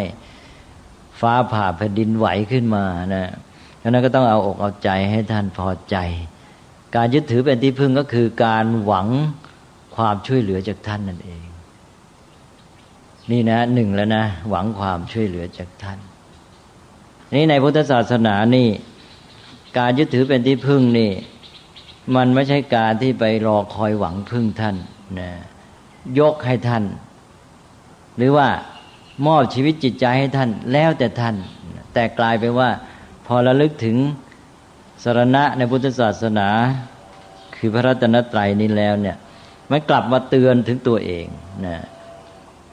สรณะในพุทธศาสนานั้นโยงมาที่ตัวเองกลายไปว่าพอระลึกถึงพระรัตนตรัยก็กลายเป็นมาเตือนถึงสิ่งที่เราจะต้องทำนะต่างจากที่ยึดถือในศาสนาโบราณว่าเมื่อถือสรณะก็คือท่านเป็นที่พึ่งให้เราจะไปขอความช่วยเหลือก็เป็นเรื่องของท่านแหละเราก็มอบจิตมอบใจให้ท่านแล้วแต่ท่านนะขึ้นต่อท่านโดยสิ้นเชิงของพุทธศาสนานี่กลายเป็นเรื่องโยงเข้ามาหาตัวหมดว่าเราจะต้องทำอะไรนะเพราะนั้นการเป็นสรณะนี่ต่างกันเลยต่างกันโดยขั้นพื้นฐานทีนี้สองก็ต่อไปก็เคยพูดไปแล้วพอไปยึดถือสรณะภายนอกอย่างนั้นแล้วก็บอกว่าเป็นที่พึ่งที่ยึดเหนี่ยวแล้วดึงลงหมายความดึงให้จมวนเวียนอยู่นั่นนะอยู่ในความหลงความหมกมุ่นการที่ฝากจิตฝากใจไว้กับท่านตัวเองก็ไม่รู้จะทำไงในพุทธศาสนานี่พอยึดเหนี่ยวแล้วดึงขึ้นพอไปเกาะไปจับก็ได้หลักแล้วก็ท่านก็จะชี้ทางแนะนำทางให้เราเดินหน้าจนกระทั่งเราเป็นอิสระนะนั้นพระพุทธเจ้ามา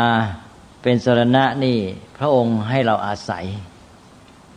ยเพื่อเราจะได้เรียนรู้สิ่งที่พระองค์ได้ผ่านมาแล้วเราก็จะได้มาปฏิบัติได้ตนเอง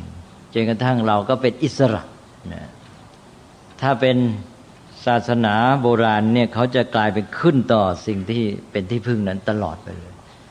จะมีคำสอนในศาสนาแบบนี้เช่นบอกให้มอบจิตมอบใจให้สุดชีวิตเลยใช่ไหมไปอันว่าไม่ต้องไปสงสัยไม่ต้องไปอะไรนะให้ขึ้นต่อท่านตลอดไปของเรานี่ไปอาศัยเพื่อได้เป็นกัลยาณมิตรท่านจะได้แนะนำแล้วปฏิบัติเราก็จะเป็นอิสระหลุดพ้นด้วยตนเองนะจุดหมายเป็นอิสระไม่ใช่ไปขึ้นต่อแล้วก็เลยยังมันก็เนื่องมาจากที่บอกว่าพอไปยึดเหนี่ยวแล้วดึงขึ้นเนี่ยพระชี้ทางไปสู่อิสรภาพของแต่ละบุคคลเพราะนั้นลักษณะการยึดถือสรณะก็เลยต่างกันมากทีนี้สรณะในพุทธศาสนาที่ว่ามี3เนี่ยที่ว่าแต่ละอย่างนี่โยงมาหาตัวเองทั้งนั้นเลยนะ1พระพุทธเจ้าก็โยงมาหาตัวเราอย่างที่ว่าไปแล้วโยงมาหาตัวเราบอกพระองค์ก็เป็นมนุษย์มาก่อนนี่บำเพ็ญบารมีพัฒนาพระองค์จนกระทั่งเป็นผู้ประเสริฐเป็นพุทธะถ้าเราก็เป็นมนุษย์มีศักยภาพอันนี้พอระลึกถึงพระพุทธเจ้าก็โยงมาหาตัวเองว่าให้เชื่อมั่นในศักยภาพนี้แล้วก็เกิดความรู้ตระหนักในหน้าที่ต้องฝึกฝนพัฒนาตัวเองขึ้นไปนะพอระลึกถึงธรรมะโยงมาหาตัวเองอีกโยงยังไงล่ะขอทวนเรื่องพระพุทธเจ้าก่อนเมื่อวานนี้ได้พูดเมื่อวานซืนเมื่อวานนี่แหละได้พูดถึงเรื่องของประโยชน์ในการระลึกถึงพระพุทธเจ้า4อย่างใช่ไหมฮะว่า1ทำให้เกิดศรัทธาความมั่นใจในศักยภาพของความเป็นมนุษย์ที่เป็นสัตว์ที่ฝึกได้2ก็ทำให้เกิดความรู้ตระหนักในหน้าที่ของสัตว์ที่ฝึกได้คือมนุษย์นี้ว่าจะต้องเรียนรู้ฝึกหัดพัฒนาตนขึ้นไปนะถือเป็นหน้าที่ที่จะต้องเรียนรู้ต้องศึกษาแล้วก็3ก็เกิดกำลังใจว่าพระองค์ได้ปฏิบัติมาแสนยากเย็นยังไงก็ประสบความสำเร็จเราก็มีตัวอย่างนี้สำหรับไว้ปลุกปลอบใจตัวเองให้เกิดความแกล้วกล้ามีความเข้มแข็งที่จะปฏิบัติต่อไปแล้วก็4ก็คือว่าได้วิธีปฏิบัติที่ประสบการณ์ของพระองค์มาช่วยให้เรานี่ทำได้ง่ายขึ้นไม่ต้องลำบากลองผิดลองถูกอย่างพระองค์เนี่ยทุกอย่างทุกข้อก็น้อมมาที่ตัวเองทีนี้พระพุทธเจ้าก็โยงไปหาธรรมะว่าที่พระพุทธเจ้าได้เป็นพุทธะทั้งหมดเนี่ยก็เพราะว่าพระองค์ได้เข้าถึงตัวธรรมะได้รู้เข้าใจตัวความจริงในธรรมชาติแล้วปฏิบัติให้สอดคล้องทำการโดยสอดคล้องกับกฎธรรมชาตินั้นก็สำเร็จผลขึ้นมาเป็นการ สามารถใช้ประโยชน์จากธรรมะคือความจริงในธรรมชาติได้และในการเข้าถึงความจริงของธรรมชาติที่ทั่วตลอดแม้แต่ชีวิตของตนเองเนี่ยก็เลยทำให้พระองค์เนี่ยมีจิตใจเป็นอิสระหลุดพ้นอันนี้ก็ชี้มาที่ตัวเราว่าเราเองนี่ชีวิตของเราเนี่ยก็เป็นส่วนหนึ่งของธรรมชาติจะต้องเป็นไปตามกฎธรรมชาตินี้เป็นไปตามธรรมเราจะทำการอะไรดำเนินชีวิตอย่างไรจะให้ได้ผลดีก็ต้องปฏิบัติให้สอดคล้องถูกต้องตามตัวธรรมะตามกฎธรรมชาตินี้ดังนั้นจะปฏิบัติให้ถูกต้องเราก็ต้องเรียนรู้ต้องรู้ความจริงอันนี้นะเรื่องธรรมะนี่ก็โยงมาหาตัวเราแน่นอนนี่ถึงตัวแท้ๆเลยพอถึงธรรมะพระพุทธเจ้านี่ยังชี้มาให้ถึงธรรมะแต่พอมาถึงธรรมะนี่คือตัวจริงที่จะต้องทำแหละนะเราจะต้องใช้ธรรมะเป็นหลักในการดำเนินชีวิตเลยนะเพราะนั้นระลึกถึงธรรมะนี่ก็เป็นข้อที่สำคัญอย่างยิ่งท้ายกลายเป็นแกนในพระรัตนตรัยเลยอันนี้พอเรารู้ธรรมะปฏิบัติตามธรรมะใช้ธรรมะให้เป็นประโยชน์ได้เราก็จะพัฒนาตัวเองของเราแต่ละคนละคนขึ้นมาแต่ละคนละคนที่พัฒนาตัวดีขึ้นมาแล้วในแนวทางที่สอดคล้องถูกต้องตามธรรมะซึ่งเป็นปฏิปทาที่พระพุทธเจ้าได้บำเพ็ญไปแล้วและแนะนำเราเนี่ยเราแต่ละคนก็จะมาเป็นส่วนร่วมสร้างสรรค์ก่อขึ้นมาเป็นสังคมที่ดีงามประเสริฐเป็นชุมชนแห่งอริยบุคคลหรืออารยชนที่แท้จริงชุมชน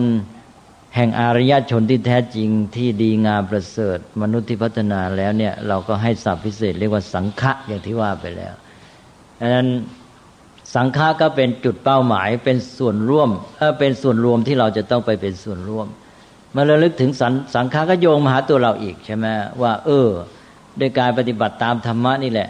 เราเนี่ยจะได้มาร่วมกันสร้างสังคมที่ดีงามที่ประเสริฐซึ่งไม่มีการเดือดร้อนเบียดเบียนกันอย่างมนุษย์ปุถุชนทั้งหลายนะถ้าหากว่าพัฒนาเป็นอารยชนแล้วเป็นอันว่าชุมชนหมู่ชนหรือสังคมเนี่ยต่อฮูเนอร์3 โมงนะครับสัญญาณเปิดมาเนี่ยเนาะท่านมหาสมศักดิ์จัดปัจจัดต่อฮูครับสัญญาณเปิดมาเนี่ยเนาะรอสัญญาณเปิดอีกสักครู่นะครับฟังเพลงดอกบัวไปก่อนนะครับผมจะเสียมสัญญาณโทรปฏิทินก่อนครับท่านมหาสมศักดิ์จัดรายการก่อบอกฮูเนี่ยครับ3 โมงถึง4 โมงนะครับท่านมหาสมศักดิ์ลำปางวัดประโทษสถิตเปิ้นจะจัดรายการก่อประจัดปังหูนะครับ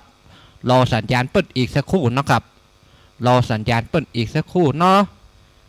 รอสัญญาณเปิ้นอีกสักครู่เปิ้นจะจัดประจัดปังหูครับรอสัญญาณเปิ้นอีกสักครู่ครับผมแต่เจ้าก็คือดอกบัวด้วยความสัตย์ซื่อยึดถือความดีเป็นหลักใครรักไม่รักก็ไม่จมปลักมองมัวเมื่อโผล่พ้นน้ำก็เห็นความงามในตัวไม่ยึดติดในต้มชั่วขอเป็นดอกบัวดอกดีใครไม่มองว่าบัวงามเด่นแต่บัวก็เป็นดอกบัวทุกวันอย่างนี้ไม่อยากเด่นดังแต่เปิ้นลองเตรียมอุปกรณ์เปิ้นอยู่เด้อครับรอสัญญาณเปิ้นอีกสัก5 นาทีนะครับรอสัญญาณเปิ้นสัก5 นาทีเนาะที่ขึ้นสีขาวนี่ก็ดีเนาะรอสัญญาณเปิ้นอีกสักครู่เนาะเปิ้นลังไปเกียมครอบเกียมครัวเปิ้นอยู่เนาะหันใจเปิ้นตัวเนาะหันใจอาจารย์มหาประทศสถิตตัวเนาะครับรอสัญญาณเปิ้นอีกสักครู่นะครับรอสัญญาณ5 นาทีนะครับฟังเพลงดอกบัวนี่ไปก่อนเนาะฟังเพลงดอกบัวนี่ไปก่อน เพลงประจำตำแหน่งของท่านมหาสมศักดิ์ลำปางเนาะวัดประโทษสถิตเนาะเพลงดอกบัวนะครับกับสวัสดีครับ แต่มุ่งหวังในทางเด่นดี เกิดมาเพื่อสร้างบารมี ถวายชีพนี้บูชา ดอกบัวดอกน้อยเฝ้าคอยคนที่ใจบุญ มาโอบเอื้อเกื้อกูลรู้ค่าของบุญเก็บบัวขึ้นมา เพื่อสร้างความดี และเสริมบารมีดังว่า ใช้ดอกบัวนี้บูชา พระสัมมาสัมพุทธองค์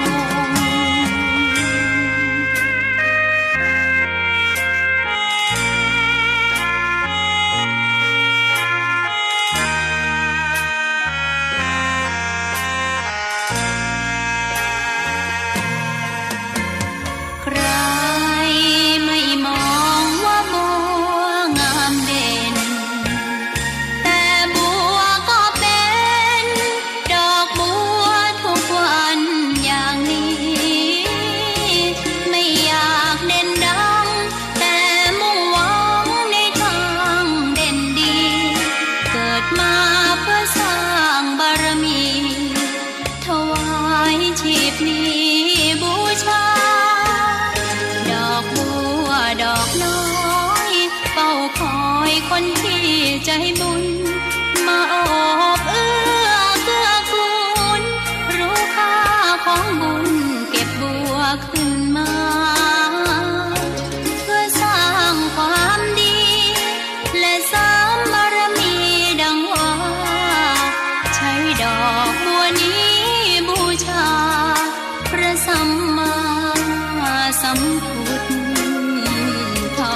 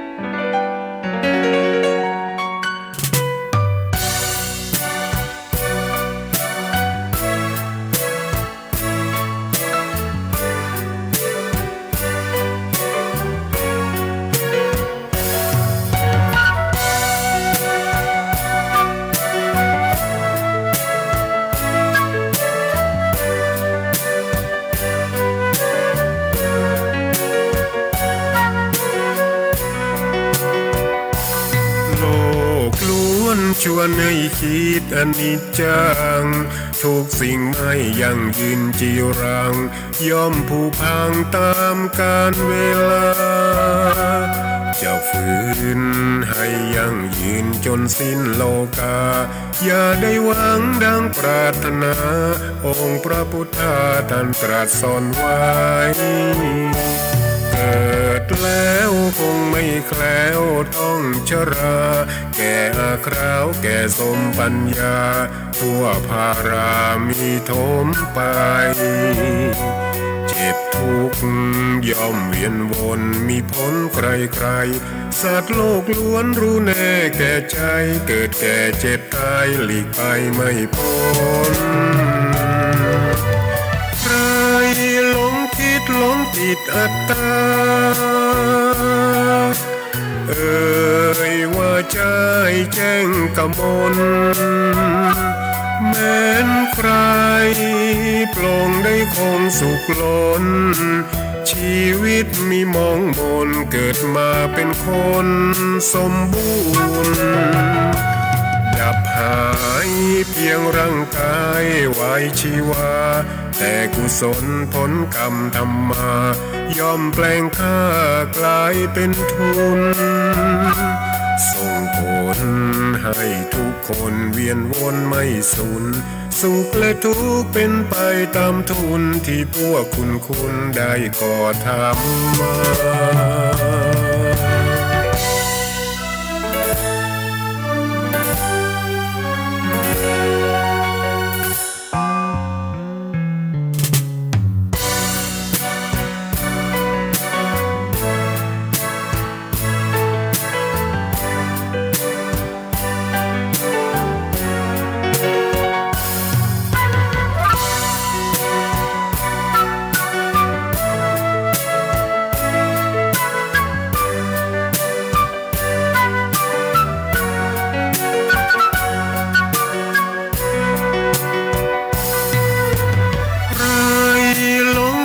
หลงติดอัตตาว่าใจแจ้งกมลแม้นใครปลงได้คงสุขล้นชีวิตมีมองมนเกิดมาเป็นคนสมบูรณ์ดับหายเพียงร่างกายไว้ชีวาแต่กุศลผลกรรมทำมาย่อมแปลงค่ากลายเป็นทุนส่งผลให้ทุกคนเวียนวนไม่สูญสุขและทุกข์เป็นไปตามทุนที่พวกคุณได้ก่อทำมา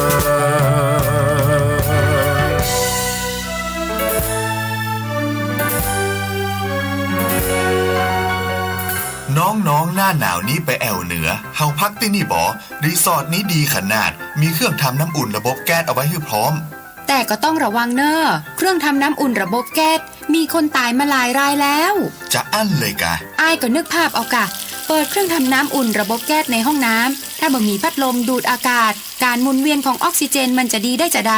ในเมื่อการเผาไหม้บ่สมบูรณ์ก็เกิดการสะสมแก๊สคาร์บอนมอนอกไซด์สูดดมเข้าไปมันจะไปจับกับเม็ดเลือดแดงและทำให้เม็ดเลือดแดงจับกับออกซิเจนได้น้อยลงเมื่อออกซิเจนเข้าไปถึงปอดก็จะย่าให้คลื่นไส้เมาหัวหายใจยากจนถึงขั้นเป็นลมแล้วก็ตายได้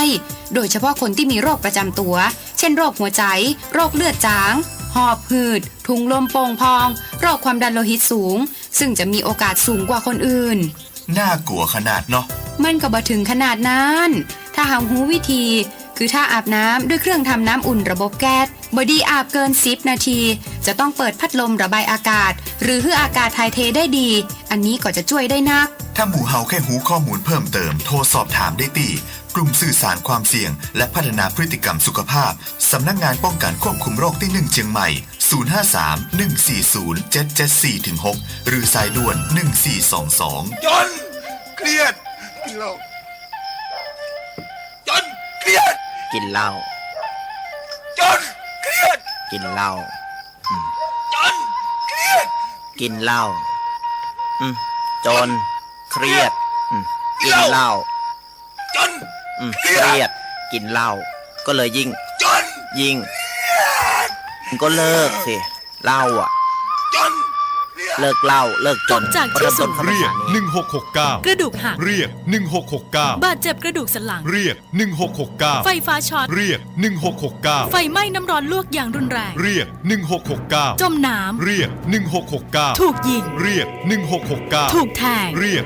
1669อุบัติเหตุจราจรเรียก1669ช็อกหมดสติเรียก1669ปวดท้องกล้าฉุกเฉินมีน้ำเดินตกเลือดเรียก1669เจ็บป่วยฉุกเฉินและบาดเจ็บจากอุบัติเหตุเรียก1669รวดเร็วปลอดภัยมีประสิทธิภาพบริการ24ชั่วโมง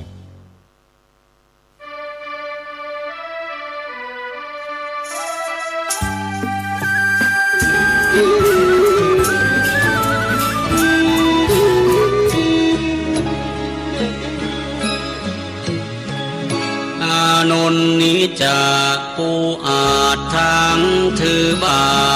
ทจีวรถวายน้ำทรง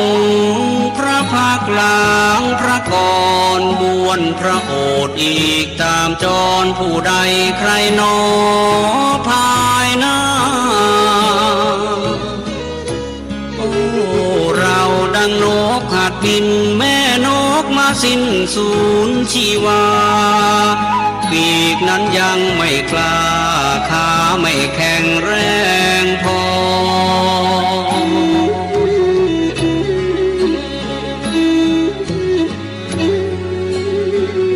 ยังบินทลาต้องระวังรังรอปีกแม่แผ่คอยบินคลอได้พอหล่อเลี้ยงชีวาน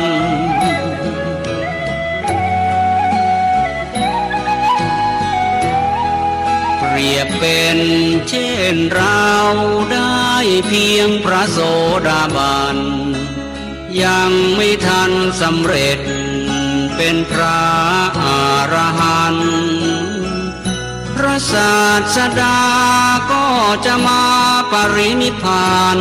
ในราตรีนี้ไม่นานผ่านเลยลาลับลวงไป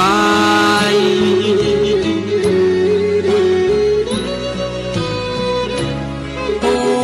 เราทำชันใดเมื่อสิ้นแล้วพระผู้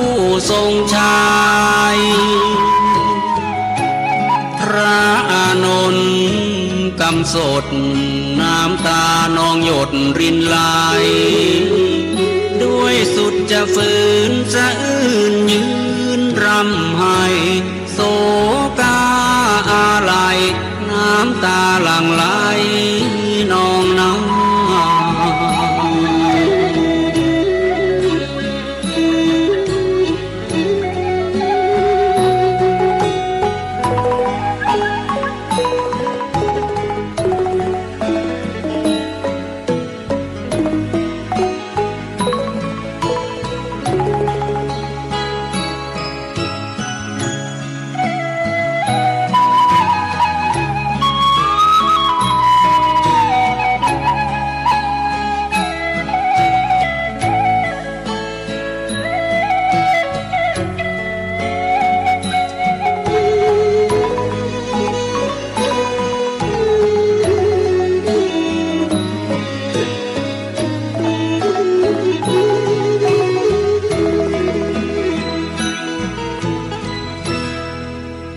องค์พระโท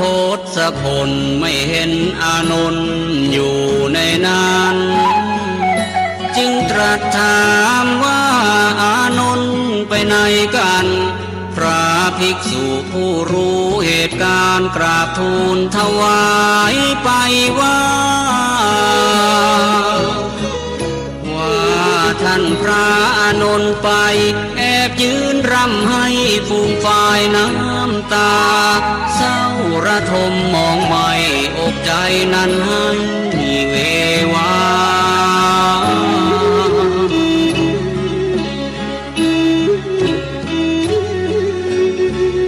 ยามใดสิ้นสูญพระดุลยศาสดาก็ดังชีวาพระอานนท์นั้นสิ้นไป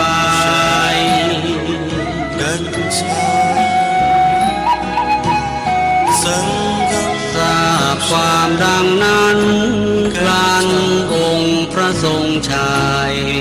ให้ตามพระอานนท์มาใกล้แล้วย้ำทำให้ปลอบโยน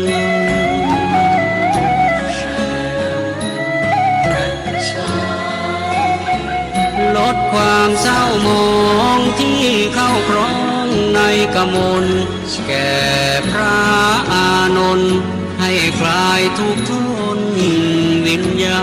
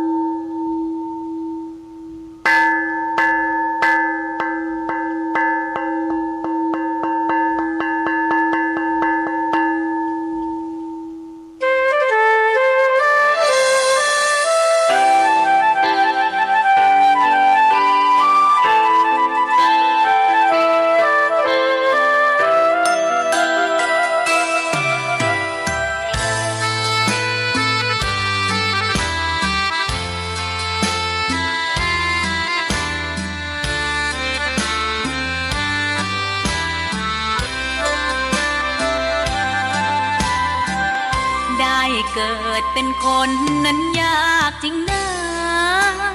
เพราะพุทธศาสนายิ่งแสนยากเย็น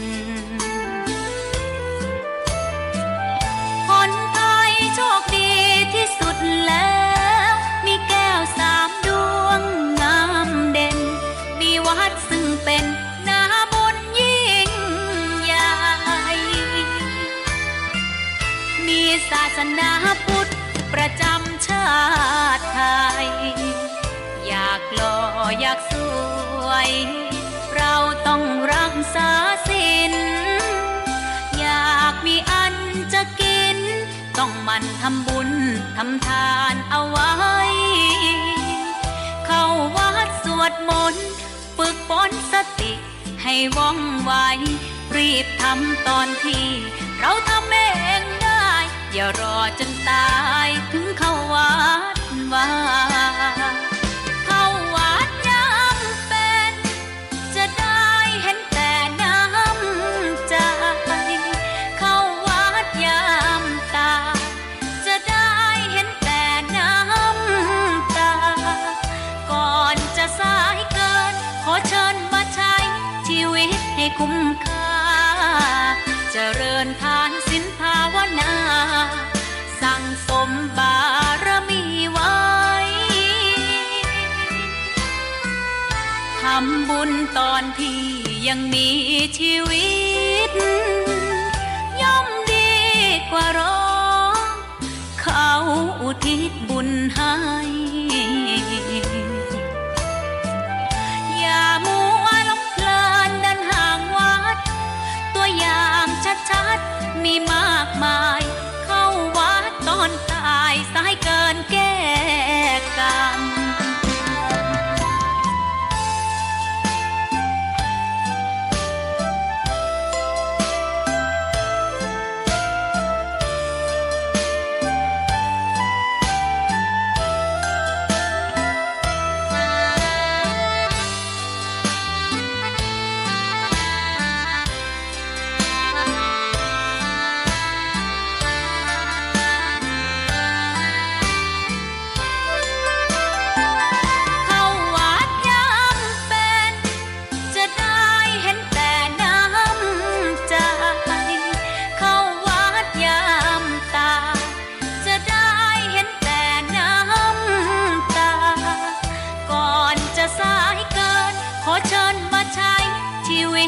คุ้มค่า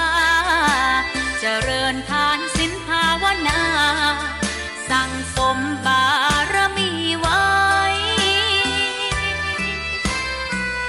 ทำบุญตอนที่ยังมีชีวิตย่อมดีกว่ารอเขาอุทิศบุญให้อย่ามัวหลงเพลินเดินห่างวัดตัวอย่างชัดๆมีมากมายเข้าวัดตอนตายสายเกินแก้กรรมเข้าวัดยามเป็นผลบุญหนุนนำเข้าวัดยามเป็นจะได้เห็นแต่